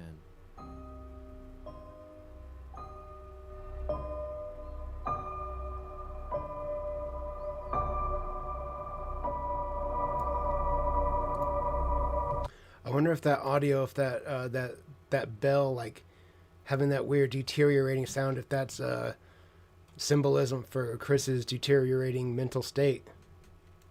I don't know. Could be subtle. Could be a subtle message there. I'm not hitting objects. Will somebody tell this PlayStation to stop this? Will somebody tell this PlayStation to stop this? We have debts, we have mortgages, we have toys to sell. Come on, everybody, buy this thing. $100, complete set, complete with certificate of authenticity. Come on, come over here, ka-ching, ka-ching, ka-ching, ka-ching. On April 17th, I want to hear ka-ching, ka-ching, ka-ching, ka-ching, ka-ching. God damn, Chris. 2018, Christine live-streamed a captain's Yeah, this feels more familiar. This feels like where we left off last week. God damn it. log on the streaming site Twitch, which focused on promoting her items for sale on eBay. Why? Why? Why are you doing this to me? I didn't do anything to you. Stop it! I'm just gonna ignore these things. I'm gonna put the TV on mute. That's what I'm gonna do. Put the TV on mute. So I don't have to listen to these darn things. Keep it on. Put it on. Ah! Anyway, it's definitely hard to find this complete set. Hey, somebody's calling me. You're declined. Guess what? You're declined. All calls will be declined. Despite the Alolan Pokemon Center theme going off, you're gonna be declined, so no friggin' telephone calls. Anyway, bye now. Bye now. I'm gonna separate this thing myself. On purpose. I'm gonna separate this thing myself on purpose. Alright, so anyway. I don't think anybody wants your broken second-hand ass toys, Chris, especially for $100 with the certificate of authenticity that you're going to make with crayons.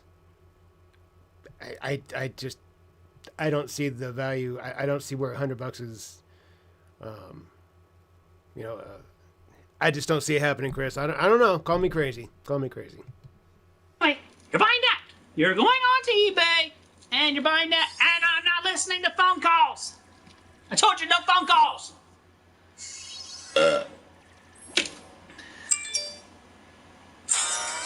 No! Get a complete certificate of authenticity with this, so you pay $100 for this complete set with certificate of authenticity for me, and you're paying $100 for this with certificate of authenticity for me. Go on eBay! Go on eBay! Buy these! Buy them now! Give me $200! $200! Buy 100 for this! 100 for this! Give me money! Give me money! Money! Money! Money! Money! Money! Give me money! We need money! Pay mortgage! Pay bills! Pay bills! Do this! Do that! Do that! Maybe go broke! The questions allow me! Yeah! I feel like I want to scream again!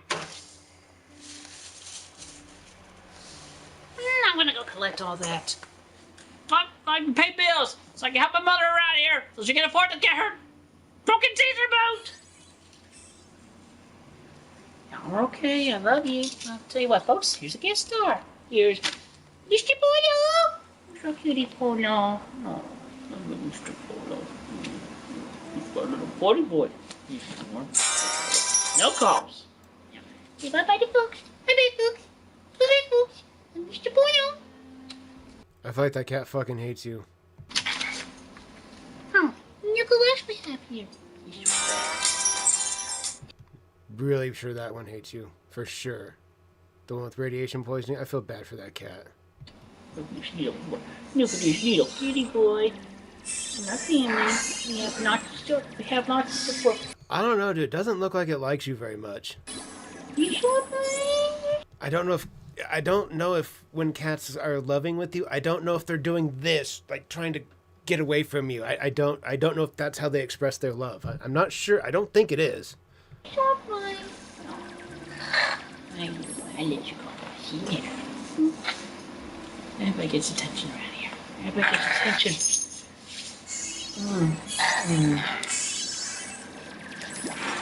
Did you just scratch both your cats and then rub your hands all over your mouth?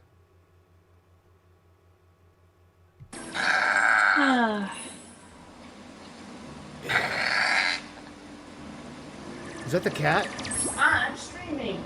I'm trying to sell my Transformers toys, but playing with them and showing them off. But everybody wants to see. Barbara Ann Weston, everybody. Say hello to the lovely folks out there. You're being streamed on live Twitch network. How is this a good idea, Chris? Why the fuck would you do this? Blasting her all over Twitch? She doesn't know that she's a human being, for fuck's sake. Look at that face.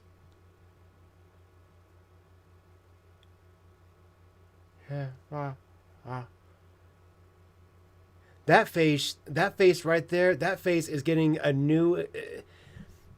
every second of reality is brand new every second. It's just like new. There's no memories. There's nothing happening there. Barbara Chandler is just a bag of barely functioning muscles and whatever's left upstairs, which isn't much. There's no one upstairs. There's no one there. Look at her.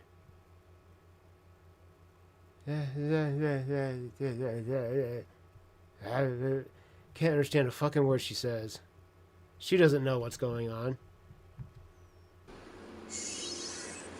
Say some kind supporting words to everybody. Tell them how you're doing. How are you, Barbara Ann? I'm doing fine.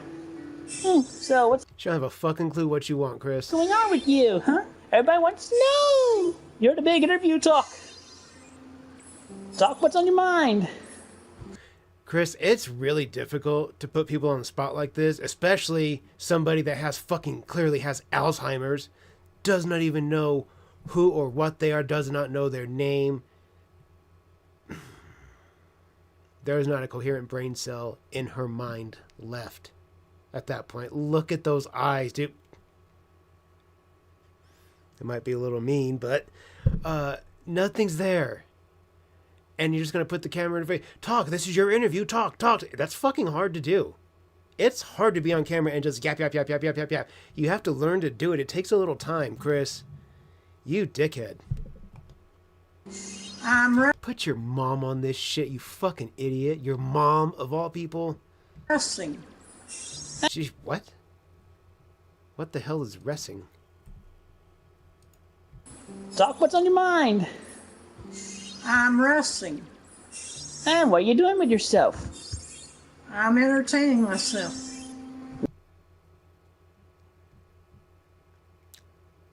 Subtle sexual joke there. Entertaining myself? I bet you were. Ew. What do you like to eat? I like to eat fish and chicken. Do you have any favorite fruits? Yep. I wish she would have just said, just you. I wish she would have said, just you. Bananas. You enjoy those bananas? Yes. And what do you like to drink? I like to drink chocolate milkshake. And what kind of milkshakes are these? These are Chocolate, dickhead. Meal replacement. delicious. They're meal replacement shakes. So, any other you want? Why are they meal replacement shakes? Why don't you make her real food, dickhead? Can't be bothered to clean the kitchen and cook? Not surprised. Get some kind supportive words so everybody, like, I don't know.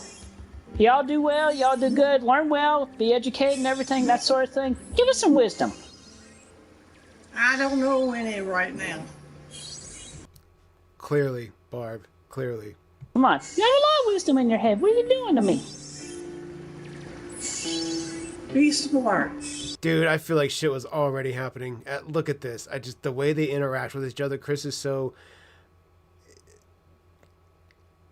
just in charge, just overbearing. It's very clear who runs that household. Shit's already happening. I don't know. And maybe it is, maybe it wasn't. I feel like it is at this point.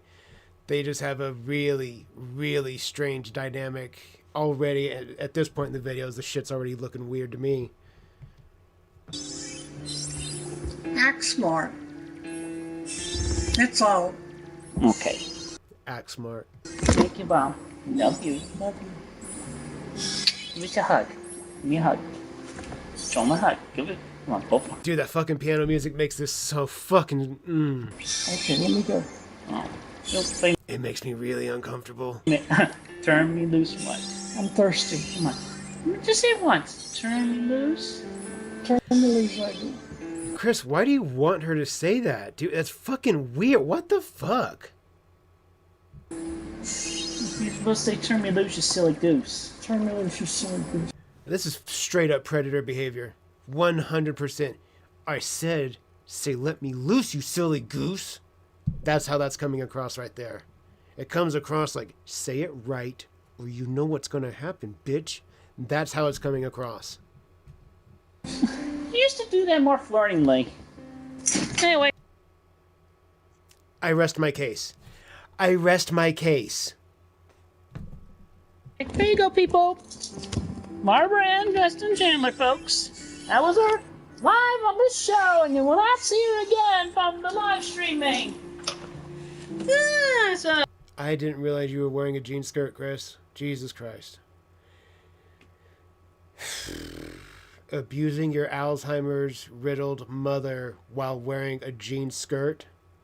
I think that's what the kids call crazy work.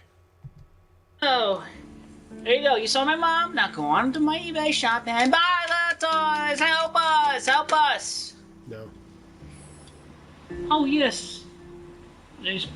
I want to share a joy of gratitude for the one with that.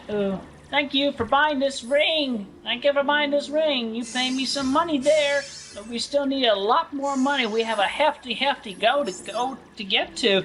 But it does help. It does help very much. Thank you for buying this ring. Yeah, I have a mortgage too. It has to be paid every single month. My job pays for that. Working pays for that, Chris. I know, crazy. It's crazy to think. I know. And you are a true friend, and I will ship it to you very soon. Definitely. And also with that, I definitely transfer the powers from the ring into my medallion. No, back to our regularly scheduled flight and program. I think coming soon to my East Bay store in a few days. My East Bay store? A whole bunch more. But we have to sell all of these first. So you buy all of these. Okay?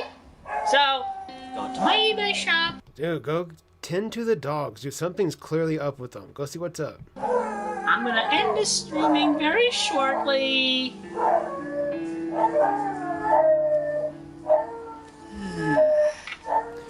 I don't like that irritated look you get. I don't like that because I don't know what's in store for those animals. That kind of fucking pisses me off a little bit. Chris, if you hurt that dog, oh, Chris. I don't know why I'm getting like I'm gonna threaten past. What the fuck am I doing here? It's an old video. It's years ago. If I hear that dog yelp, Chris, I swear to fucking Christ.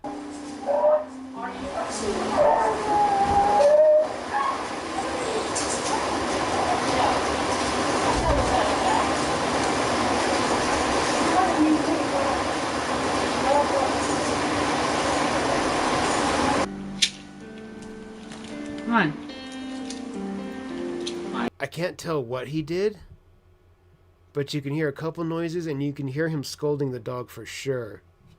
Come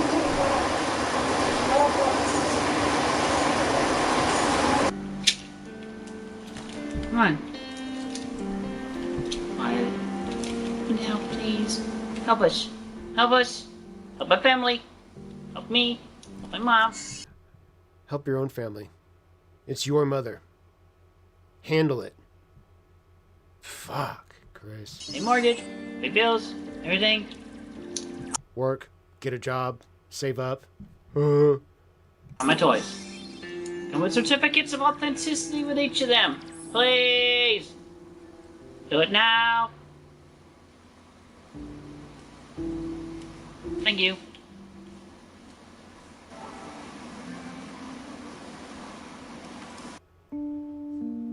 The person who had bought Chris's amethyst high school ring was Kiwi Farms user The Captain, who managed to buy it for $200 rather than her original asking price of $10,000. The Captain had come to suspect that Christine was under the control of Idea Guys, and so devised a scheme to free her from their clutches, which involved the possession of her high school ring. Soon after the livestream concluded, an individual known as Jack Z donated $1,200 to Chris to enable her to attend the upcoming BronyCon convention. Jack Z. Are you fucking kidding me? Somebody gave Chris $1,200 to go to the fucking Brony convention? God damn. Revealed that he had been a longtime follower of Chris and intended to meet with her at BronyCon and record a video of their time together. Christine soon went to YouTube to thank Jack for his donation. Hello everybody, this is Christine Chandler coming to you live from home once again with a most hearty thank you to Jack. That was a Jack from up north who essentially paid me to go to BronyCon. Awesome. Very awesome. So, with a few... It's the eyes, the constantly...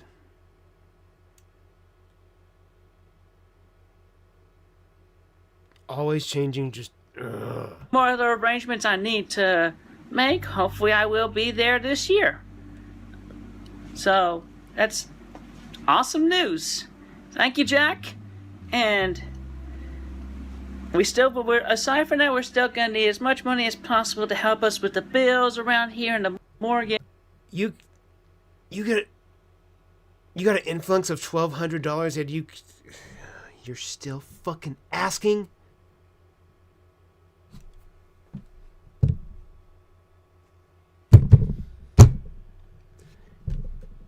You got $1,200 given to you, and you're still asking for money.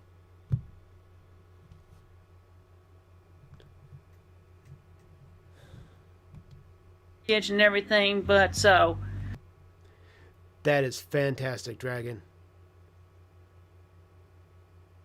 Tell him we wish him well. Speedy recovery. I urge you all to please go ahead and buy the Transformer toys that I have listed and will be listing on eBay. I feel like I remember him mentioning that. Thank you, Jack, and thank you all for helping me. I feel some better. Have an awesome day. Short. Let's do a ripper for Mr. Ladder. Let's do that. Let's do that to wish him well. Wish him a speedy recovery.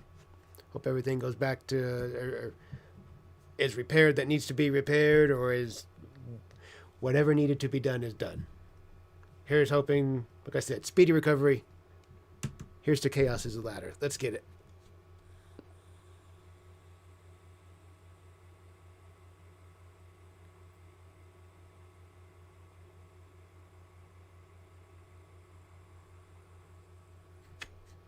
Yes, sir. Whew. Shortly after, Chris drank a significant amount of alcohol and then recorded a video of herself dancing in celebration set to the song Lifted by South Korean rapper CL. And now, a little song, a little dance, a little music in my pants. Sounded like Chris was slurring just a little bit at the beginning there. Hey, you get off my cloud. You don't know me and you don't know my style. Getting lifted, never come down. Getting lifted, getting dumb on the drum, rum, pum, pum, pum, pum. Better run, better come, what a bomb. That makes me feel very uneasy. The following day, Chris posted on Twitter a photo of herself walking on a treadmill at the gym, Anytime Fitness, after being encouraged by the Idea Guys to join a gym to keep herself in shape. 2 days later, she uploaded a video for which Jack C paid Chris isn't the type. Chris is not the gym type. $100, in which Christine reads off a script that references the popular anime and manga series JoJo's Bizarre Adventure. It was, however, prefixed with a special request from Chris. Hello everybody, this is Christine Chandler coming to you live from home once again, this time using my webcam on my laptop because I have a special emergency announcement. My phone battery is seriously having troubles, so that's why I can only record on this. And my PlayStation 4 is also still not connecting to YouTube, so but anyway, I need money to purchase the new phone. Or otherwise to repair this one, probably less expensive to buy the new phone. And it's gonna be like a few $100, so let's buy some stuff off my eBay, please. The remaining Transformers I have. Anyway, please help me. I need a new phone. This one's really walking out on me. It's been walking out on me bad for a while now. Anyway, aside from that, I have a special message of which I have written down right here on a few pages. Anyway, so I have been warned by somebody about the nefarious trolls that are applying to cause mayhem for me at BronyCon. I know who you are, Dio Brando.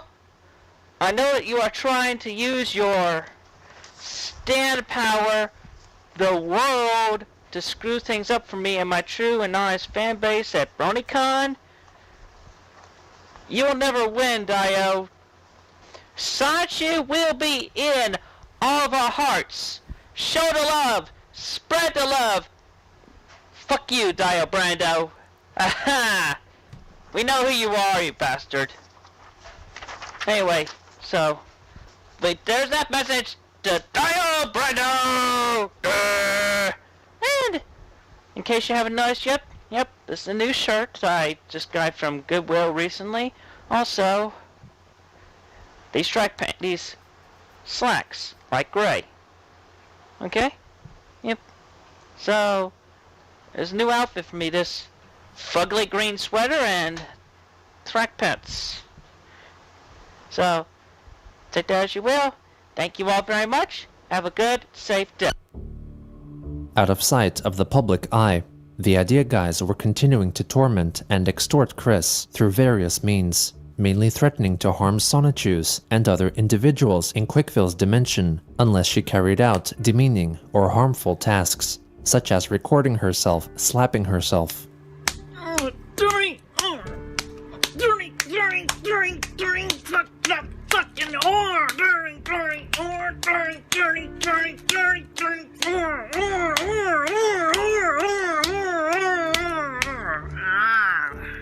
She also allegedly filmed herself striking her mother, Barbara, though admitted that she hit lightly. In another short clip, Chris yells accusatorily Oh. I was gonna say, I don't want to see that. I really didn't. at her toilet. The reasoning of this video was never truly uncovered. Hey, you toilet! What happened to my baby? What? Your baby? What the fuck was going on in that house, Chris? From April 20th to the 21st, Chris engaged in a lengthy and agonizing chat over Discord, which later became referred to as Crizel torture. Joshua Wise, masquerading as Pitoyui, a character from the anime series Gungale Online, claims that she had just returned from killing a number of rose chews at the mall and setting it on fire. Christine asks if they could put out the fire, but Pitoyui writes that the Quickville Fire Department had been disbanded in exchange for crack money. Stephen Boyd, playing the part of Jesus Christ, enters the chat to ask Chris why the Sonichus had become drug addicts. Pitoyui then states that she has a hold of Chris's wife, Crizel, and shoots her in the leg. As Chris calls Wise's character a monster, Wise as Pitoyui blows off both of Crizel's kneecaps. Christine calls her wife's captor a cunt out of anger, amongst other transgressions. To apologize for throwing insults, Like how he just slid that word in there, so just roll it up, and he just calls her a cunt. Just Pitoyui demands that Chris name all the children she will bear with Crizel, mistake. In addition, Boyd as Jesus instructs Christine to punch herself in her breast until she vomits, and then send money to Boyd's other character, Gwendolyn. Pitoyui then informs the chat that she spills hot coffee onto Crizel and proceeds to slam her head on the table with a fork in her back. The idea guys followed up by telling Chris that she should record a video of herself begging on her knees for the evil characters to let go of Crizel. She hurriedly made it and sent it to them privately. oh my fucking god, Chris. Pitoy, please. Please, I beg you. Stop torturing my Crizel Rose Chew. Please, don't hurt her anymore. She means the world to me so much. Please, stop torturing her. This is not... I heard way too much skin go. Ew. I'll hear it one more time. Please, stop torturing her. Do you hear it all? This is not right, this is not good, and it's no fun at all. It's kind of funny. It's kind of fun for us. Please, stop this senseless At the very least, it is entertaining. nonsense of yours, you fucking bitch.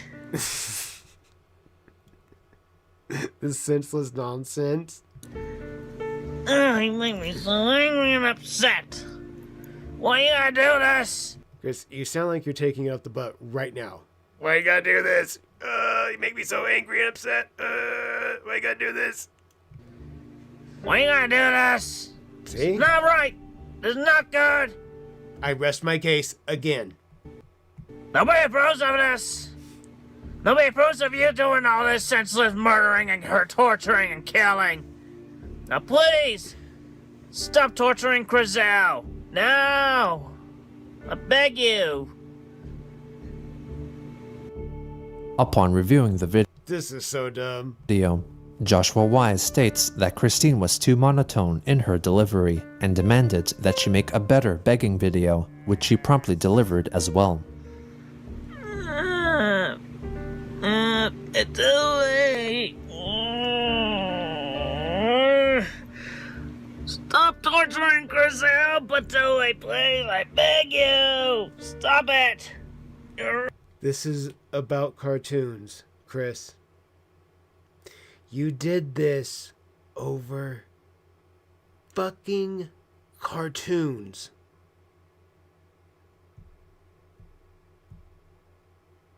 Yep.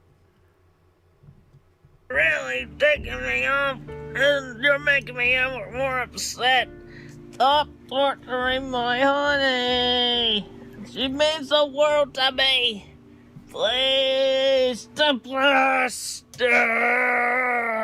Stop torturing my wife. I beg you, Patui, I beg you. Stop this.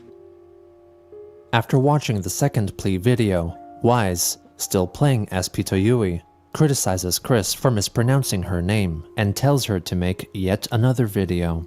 Chris acknowledges the necessary correction and notifies Pitoyui that she wants to pee before recording the video, but she is told to pee in her room and record the video quickly. 2 minutes later, Chris uploads her third begging video. Pitohui, please. Stop torturing my Chriselle. Stop it. Are we gonna see what I think we're gonna see? Please stop torturing my wife, my love.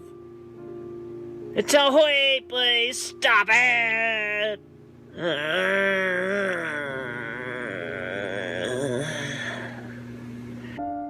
Upon viewing it, Pitoyui angrily criticizes Chris once again for pronouncing her name wrong.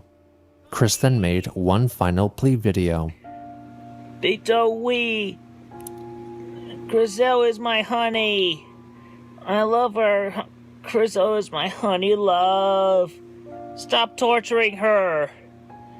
Stop torturing her, you crazy fucked up bitch, Pitohui.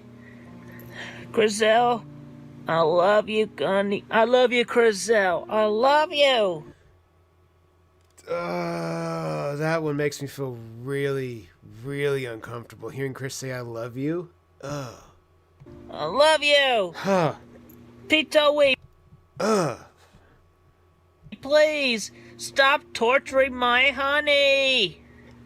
You're really killing us here. You're hurting me, and you're hurting her a whole lot worse than I can ever feel. Please, Pitohui, stop torturing my honey. After watching the video, Pitoyui types that Chris continued to mispronounce her name, and so stomps on Chriselle's open wound. Joshua Wise, through his Pitoyui persona, asks for another video, a cover of the song All Star by Smash Mouth. Chris is instructed to deliver the performance in an angry and constipated fashion. She soon uploaded the video. Somebody once told me the world is gonna roll me. I ain't the sharpest tool in the shed. She was looking at her thumb with her finger and her thumb in the shape of an L on her forehead. Upon reviewing her performance, Wise's character is let down, but ultimately finds it a passable offering. Just then, Chriselle suffers a seizure and collapses to the floor. Christine yells for Pitoyui to take her wife to the hospital, as Pitoyui and her friend, Len, play pool and listen to the radio. The idea... I don't know what else is up with Chris, but there's definitely multiple issues besides just autism going on upstairs. I don't know what, but there's definitely multitudes of things that are happening upstairs that I guess just culminated in the worst kind of storm they possibly could. The guy's characters eventually drag Chriselle into their car to bring her to a hospital. When they arrive, Pitoyui sends a photo of where she allegedly is. The image is purportedly of a run-down hospital in Venezuela. Chris is disgusted and asks them to take Chriselle out, but Pitoyui refuses, as Chriselle has her legs and tail sawed off without being administered anesthesia. Chriselle is then thrown back into the car as Pitoyui and Len make their way back to Quickville. Christine expresses her want to vomit and claims to be crying, regretting ever chatting with Wise's character. Chris soon after stops replying to Wise's messages, and after nearly 2 hours of silence, Pitoyui returns to inform the chat that Chriselle was taken to a different hospital where her severed body parts were restored. It was possibly not long after this exchange that Chris was forced to record another video. The circumstances which led to it are uncertain. The video is solely focused on Chris's bed. At first, she's out of sight of the camera, apparently speaking to an apparition of her husband, Magi-chan Sonichu. Working there with Magic-chan. Thanks. Do that real quick. Get out of the way. There is then the sound of what is presumably Christine urinating onto the floor of her bedroom. After she finishes, she comes to the bed, completely nude. She then starts playing the song All-Star by Smash Mouth. Somebody wants to be the world is gonna roll me. I ain't the sharpest tool in the shed. Chris proceeds to mime enacting foreplay with Magi-chan. Magic Bond! Christine continues to sing along to the song as she takes a large blue pillow and alternates between humping it and masturbating herself. She continues to imitate sexual intercourse with an unseen entity until the conclusion of the song. Her penis remains limp throughout.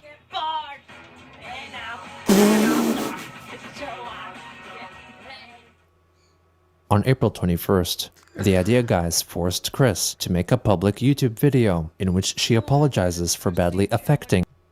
What the fuck?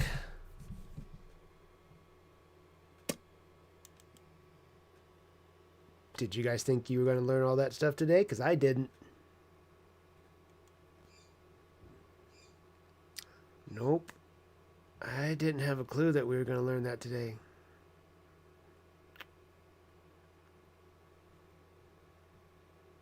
Yep.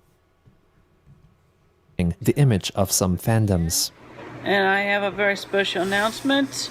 I've learned that I've offended a bunch of fandoms of many various things. Chris, your existence is offensive. I don't know the totality or specifics of it all, and including especially the bronies and everything My Little Pony related, so I'm very sorry to all of you. Please, please, please forgive me, and I hope I can make it up to everyone and that we can all move forward from this. Please. I'm sorry. Why do you whine like that? Please. I'm sorry. Ugh. Knock it off. Ruining your fandoms. Well, I mean, you are an asshole, so. I'm really sorry. Also on that day, Christine went to Twitter to announce that she had apparently traveled to the home of a fan residing in Virginia to personally deliver the vintage GoBots toy they had purchased from her eBay store. On April 22nd, she changed her Twitter profile picture to a stylized illustration of herself being kissed on the cheek by the artist of the image, Twitter user Tingtings, who was part of the Quick Protect Squad Fucking hooping Sonichus. collective of supportive online acquaintances. This came about after Chris privately messaged Tings to inform her of her supposed marriage to Magi-chan and Chriselle, and invited Tingtings to join her so-called harem. Tings then strongly implied in Twitter replies that she was Chris's sweetheart. The next day, Christine put up a collection of 32 pornographic drawings she had made in the past, including She Came for Quick, which depicted Christian sexually satisfying his friend, Megan Schroeder, which, like she had claimed years prior, was cut up into small square pieces.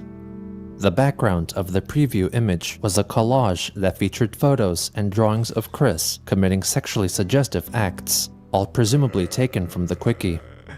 Christine wrote in the listing's description that she was ashamed of the works and would not be including a certificate of authenticity. The lot of drawings was priced at $1,000.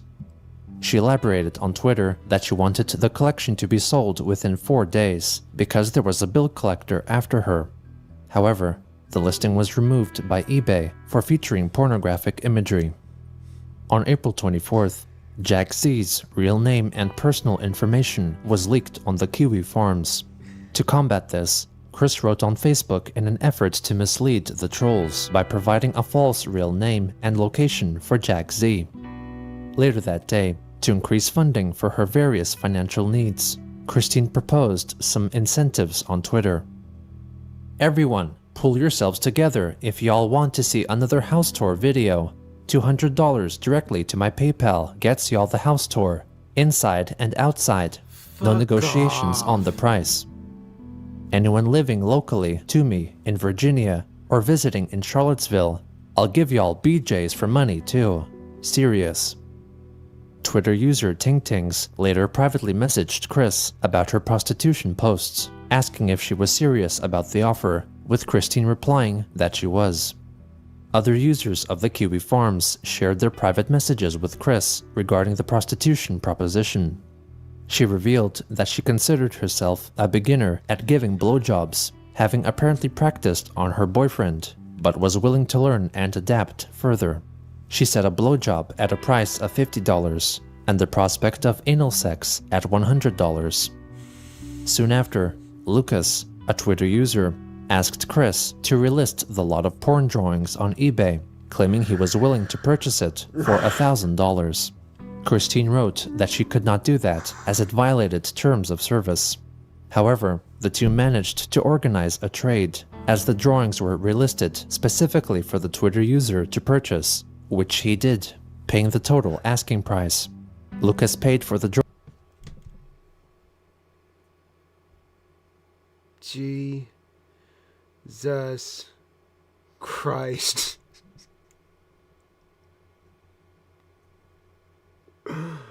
Oh my God.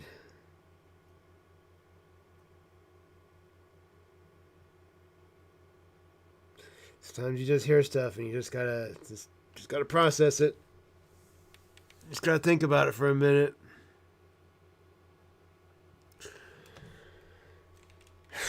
Just keep on moving forward with life, I suppose. Drawings with the financial assistance from his friend, known as Devil, and since the two lived nearby, Chris agreed to personally deliver the artwork to Lucas's house. They look exactly like who I would expect to buy drawings from Chris. For $1,000 fucking dollars.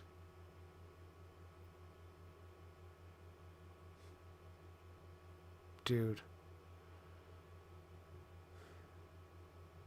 $1,000 of crack cocaine would be a far better investment than buying a drawing from Chris Chan. I'll stand on business with that. Marking the first of many future occasions in which Chris visited him.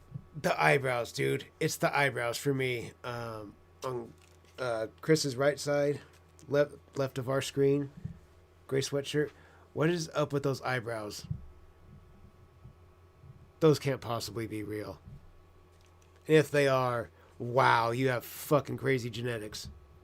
Give you perfectly sharp. Why are they so thick? It's like the thickest tip Sharpie marker that you can get. You know, like the fat one. Just went burp.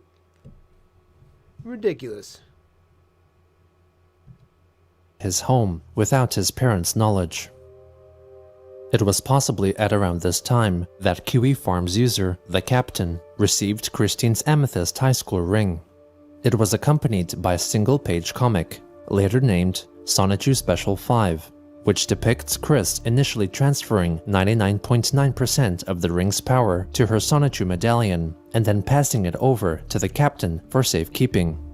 The Captain later admitted that the short comic further proved to him that something was amiss, since all the accompanying Sonichu characters in the comic panel appeared to be saddened by the relinquishing of the ring. The Captain during this time continued to exchange messages with Christine, earning her trust by indulging in her fantasies of alternate dimensions. He then hastily took a photo of the ring and photoshopped it to make it seem like it was emitting light, telling Chris that it was sending a message in Morse code, which apparently told her that the characters portrayed by the idea guys were lying to her and were not to be trusted. Not long after this discussion, she felt that she had enough proof to believe the captain, so she gave him access to her social media accounts, including Discord, so that he could quote-unquote scan them for viruses.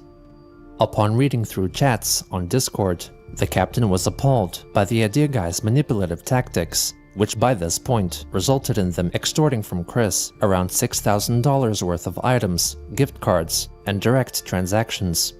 She confirmed this by sending him photos of some of her receipts. He also uncovered all the videos that Chris was forced to film, including some never revealed to the public, such as an alleged 2-hour-long reaction video of Chris watching disturbing pornography, and one wherein she hits her mother in the face. The captain then alerted QB Farm's moderator. Is there another one where Chris actually, hits Barb? Would it surprise anybody if there was? I don't think it would. God, dude, I don't want to go see that. I don't want to see that. And former head troll, Marvin, who coached him on how to talk like Chris whenever the idea guys messaged him. In the meantime, Marvin set up a script to rip and archive all the chat logs of the Discord, while Chris was told not to talk with the idea guys any further. She used this time to catch up on all the television series she had wanted to watch but couldn't, since she was apparently restricted from doing so by the idea guys. After about a week, all of the Discord group's chat and media records were logged, and the captain stopped messaging them back using Chris's account. Due to the sudden inactivity, the idea guys panicked and banned Christine's account and tried to erase all chat history, albeit in vain.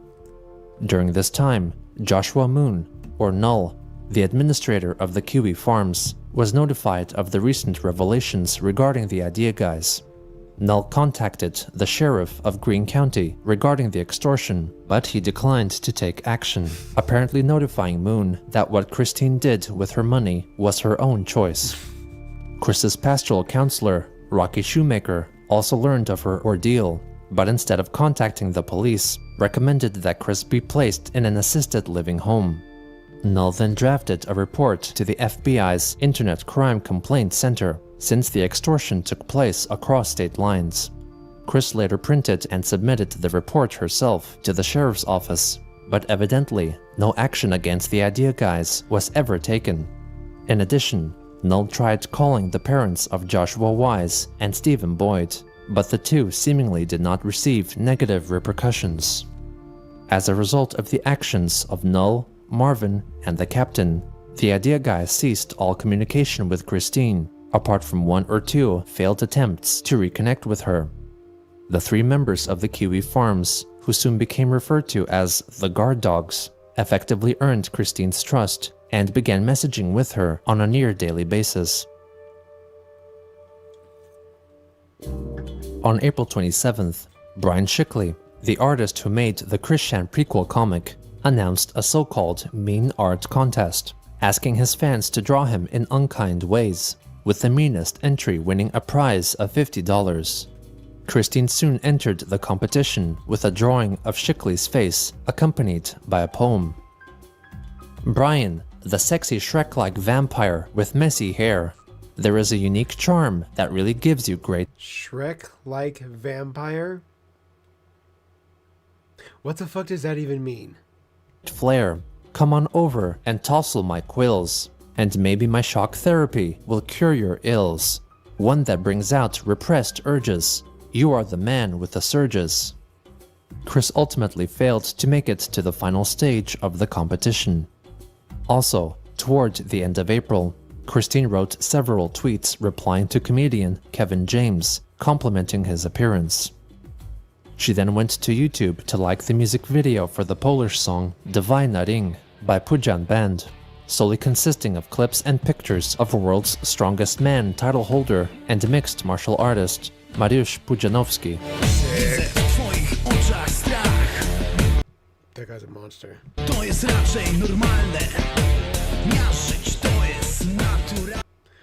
He looks like my entire body weighs a third of his. On April 29th, she wrote a series of tweets reassuring her followers that her situation had recently turned for the better, and that she was thankful to the CPUs, or goddesses, of the hyperdimension Neptunia games for her redemption. Brian Shickley then wrote to her to ask if she was attracted to him, to which she wrote, "You are very attractive, Brian. I could kiss your good-looking face anytime." Close parentheses. On the final day of April, she publicly revealed that one of her two romantic partners was Chriselle Rosechew, who was previously unseen by the public. On May 1st, an unknown individual met Christine at the Anytime Fitness gym and took a photo of her. Later that day, Chris shared a year-old Facebook post of her attempt to repair her iconic polo shirt, known as the Classic. She revealed that it had begun to fall apart again, That thing looks like it smells like shit. with significant holes appearing in the armpit region. In the comments section, a Facebook friend implied Chris was a monster because she had run someone over with her car.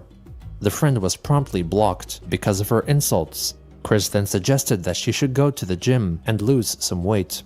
Another friend encouraged Chris to stay strong, calling her Chris, which Chris corrected to Christine. Another Facebook friend stated that her own mother's name was Christine and that some people called her Chris, showing the abbreviation was valid for both men and women. Chris elaborated that she did not mind so much by what name she was called and urged others online to respect her pronouns. Soon after, Christine blocked this friend as well for apparently reacting to the revelation of her running someone over with a laughing emoji, and suggested that she and her husband should go to the gym and lose some weight. On May 2nd, How are you gonna say that with 34 triple Ds, fatty? Chris expressed her distress at finding out her monthly earnings on the fan support site Patreon had suddenly diminished from $900 to $450. Later that day, she put up a signed Sonichu license plate on eBay for $350, which was quickly purchased. Around the same time, she bought an amiibo figure for $29, along with two other purchases which remained private. 2 days later, she uploaded a YouTube video addressing her Patreon page. Hello everybody, this is Christine Chandler coming to you live from home once again. Good morning. It's morning. And with my hair done in the bun. Oh, anyway, I have something of importance to talk You look super greasy. about right now. I wish to apologize sincerely for the lack of progress, but I am not at liberty to explain what happened over the last few months. But it's all being handled, and that I'm back, and I'm gonna do an exclusive Patreon-only 5-page plus comic about Magic-chan and Chriselle and I. So it'll only be available to donators. So let's get those pledges back high. And I'm ordering the books right now. I'm gonna have them rushed over here, and I'll have them all shipped out as soon as I get them. So Why don't you do like 5 push-ups for $1? Offer something like that, or 4 for $1, or whatever. That might be a little more engaging, and it would help you lose the weight you need to lose. Never mind. Fuck off, Chris. oh, thank you all. Please put your pledges back up high, and I'll be able to do a whole lot more. I'm really sorry for all the lack of content and everything, and the delays. But we're all taking care of that, and I'm back. I'm sure you guys are. I have people. We're doing it. Yay! Thank you. Have a good day. Also on that day, an artist on Twitter pondered what would their original characters hypothetically say to them if, as Christine claimed, they were real. The artist revealed that they were not serious about the musing since they did not believe in the concept. Christine replied, writing, "They are real, and you can talk with them in Psychic Mind Link. About every creator and artist with characters, and even imaginary friends, all possess this ability to communicate with them in the other worlds and dimensions. You can too. Open your mind and heart emoji. Anything is possible. Go beyond this world and reality. Brian Shickley joined in on the discussion, stating that Chris needed to see a doctor because healthy functioning humans did not see cartoons everywhere. Later, in response to Twitter user TingTings criticizing Chris for failing to show appreciation to her patrons, who continued to donate their money in spite of receiving nothing in return, Chris wrote that she did not mean to show unappreciation, and that she was upset because she was hoping to use the funds to send out copies of Brian Shickley's Chris Chan prequel comic. Shickley himself replied, stating, "Please don't drag me into this. I've drawn your OCs more than you at this point, and I don't make a percent of what you make for doing nothing." He added that if he were paid what Chris was, he would deliver double the promised number of Sonichu pages, but highlighted that he had no intention of doing so and wanted to separate himself from Chris Chan since he was being sent death threats, be it by those who liked Chris or hated her. Brian's girlfriend then interjected, asking Chris to stop sexualizing Shickley. Chris defended herself, clarifying that she was being playful and flirty, inspired by the Showtime Network TV series Polyamory.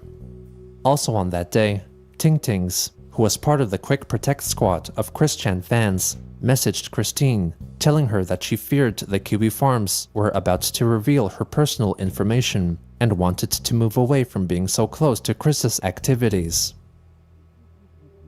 On May 5th, Chris published a short comic depicting her supposed wedding to Krizzle Rosechu and Magichan Sonichu, publicly confirming her polyamorous marriage for the first time. Later on, she reflected on the hate she received on the previous day, wanting people to know that she was true-hearted and loving and not delusional and cartoony. She wrote that over the past 6 months, something bad happened to her, about which she could not specifically talk. As a result, the family's finances were in a very poor state and encouraged devoted fans of Sonichu and Rosechu to support her on Patreon so she could present them with new, great ideas. 2 days later, Christine wrote a string of tweets highlighting that she came to the conclusion that the Quick Protect squad was a mere collective of trolls and not her true friends. She pleaded to have some real friends in her life. A short while later, Quick Protect squad member Little Amy Chan tweeted that the group had turned into Hurt and had disbanded. Chris used this opportunity to reveal that she had been banned from the Anytime Fitness gym, which resulted most likely from a combination of constant bothersome phone calls from Weens and her frequent belches and flatulations. On that same Yeah, dude, don't go to the gym ripping ass and blowing burps at people. Fuck that. No. Get fucked up. day, Christine wrote that her mother had slipped and fallen at home, but was ultimately not hurt, as some nondescript items broke her fall. On May 8th, Chris attended her hearing concerning her charge of trespassing in the Fashion Square Mall. Her case was given a continuance, with her next court appearance scheduled for June 5th. Soon after, Christine uploaded a video featuring her mother, Barbara, while in their car. Go. Everybody out there, buy things off of eBay. Off of Christine's eBay. Off of Christine's eBay to help us pay our mortgage. Please. Thank you. When they returned home, Chris filmed another video by herself and quickly uploaded it onto YouTube. Hello everybody, Christine Chandler coming to you live from home once again, and the mortgage payment is really due tomorrow, and we have to make 2 month payments this month, and we need like $200, so please get on eBay, buy the shit, buy the stuff, buy the... You're only $200 short? Is that really it? You couldn't come up with $200? things off of eBay. We need more money. And by the way, where did the money go from a bunch of previous sales recently? Oh, I caught up in the past 3 months of the Patreon books, and the rest of the money had to go towards the bills and everything, okay? X'd out. X'd out. Hey, so please buy now. We need mortgage payments. We need food for the rest of the month. Buy stuff over the eBay. Your mother at this point is riddled with Alzheimer's. She's in what should be considered the golden years of her life, the final stage of it. It should be calm and peaceful, and she should just be knitting or watching TV and relaxing, doing whatever it is that she wants to do. And instead, she lives in a hoard which, I mean, she built that herself. She's got to live with the hoard that she built. She's got you upstairs or downstairs or whatever, stomping around day and night, screaming about this or that, fighting with the internet, shoving a camera in her face. It would be miserable having to live with you, Chris. I gave you my mother. There is no excuse. This is truth. This is not a lie. Bye now! She then listed in-person celebrity visits from herself on eBay for $500. Toward the end of the day, she made one more video asking for additional funds. Please, everyone, help us. It's just the past 6 months. I can't talk about it, but the money we've been getting the past 6 months, we lost a whole bunch of money. Can you stop with the whiny bullshit? Ew. And if we don't pay this mortgage, they're gonna foreclose on our house. So please help us. I'm gonna add more listings later, but for now, please go on to my eBay and buy everything that I have on there right now.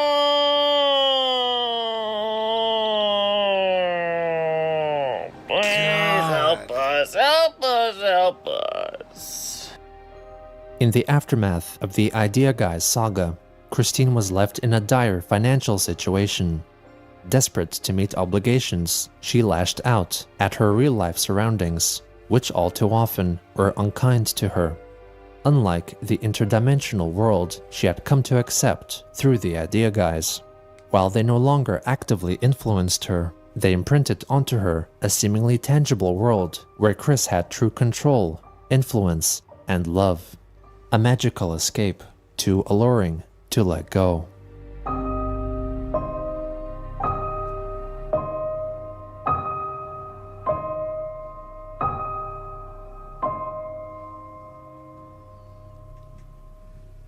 We did it. We killed it. Ladies and gentlemen, we got through it. Top to bottom, left to right, we did all of it.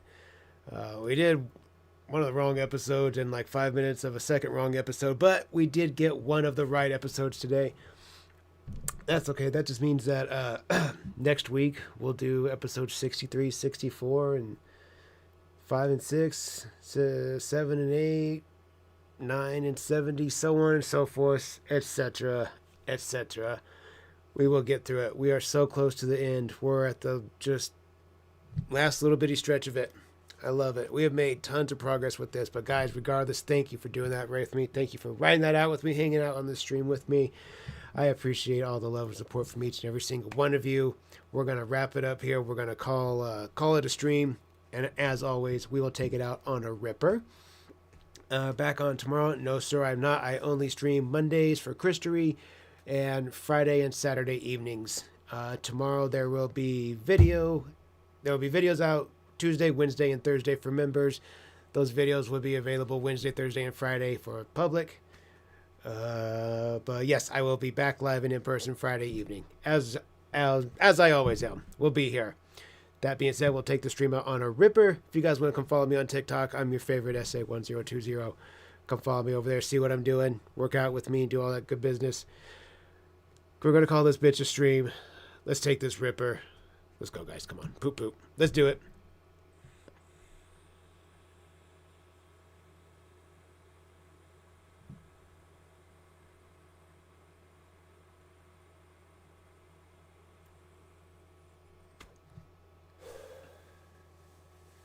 Guys, have a great rest of your day, great rest of your week. I will see you back here live and in person this Friday.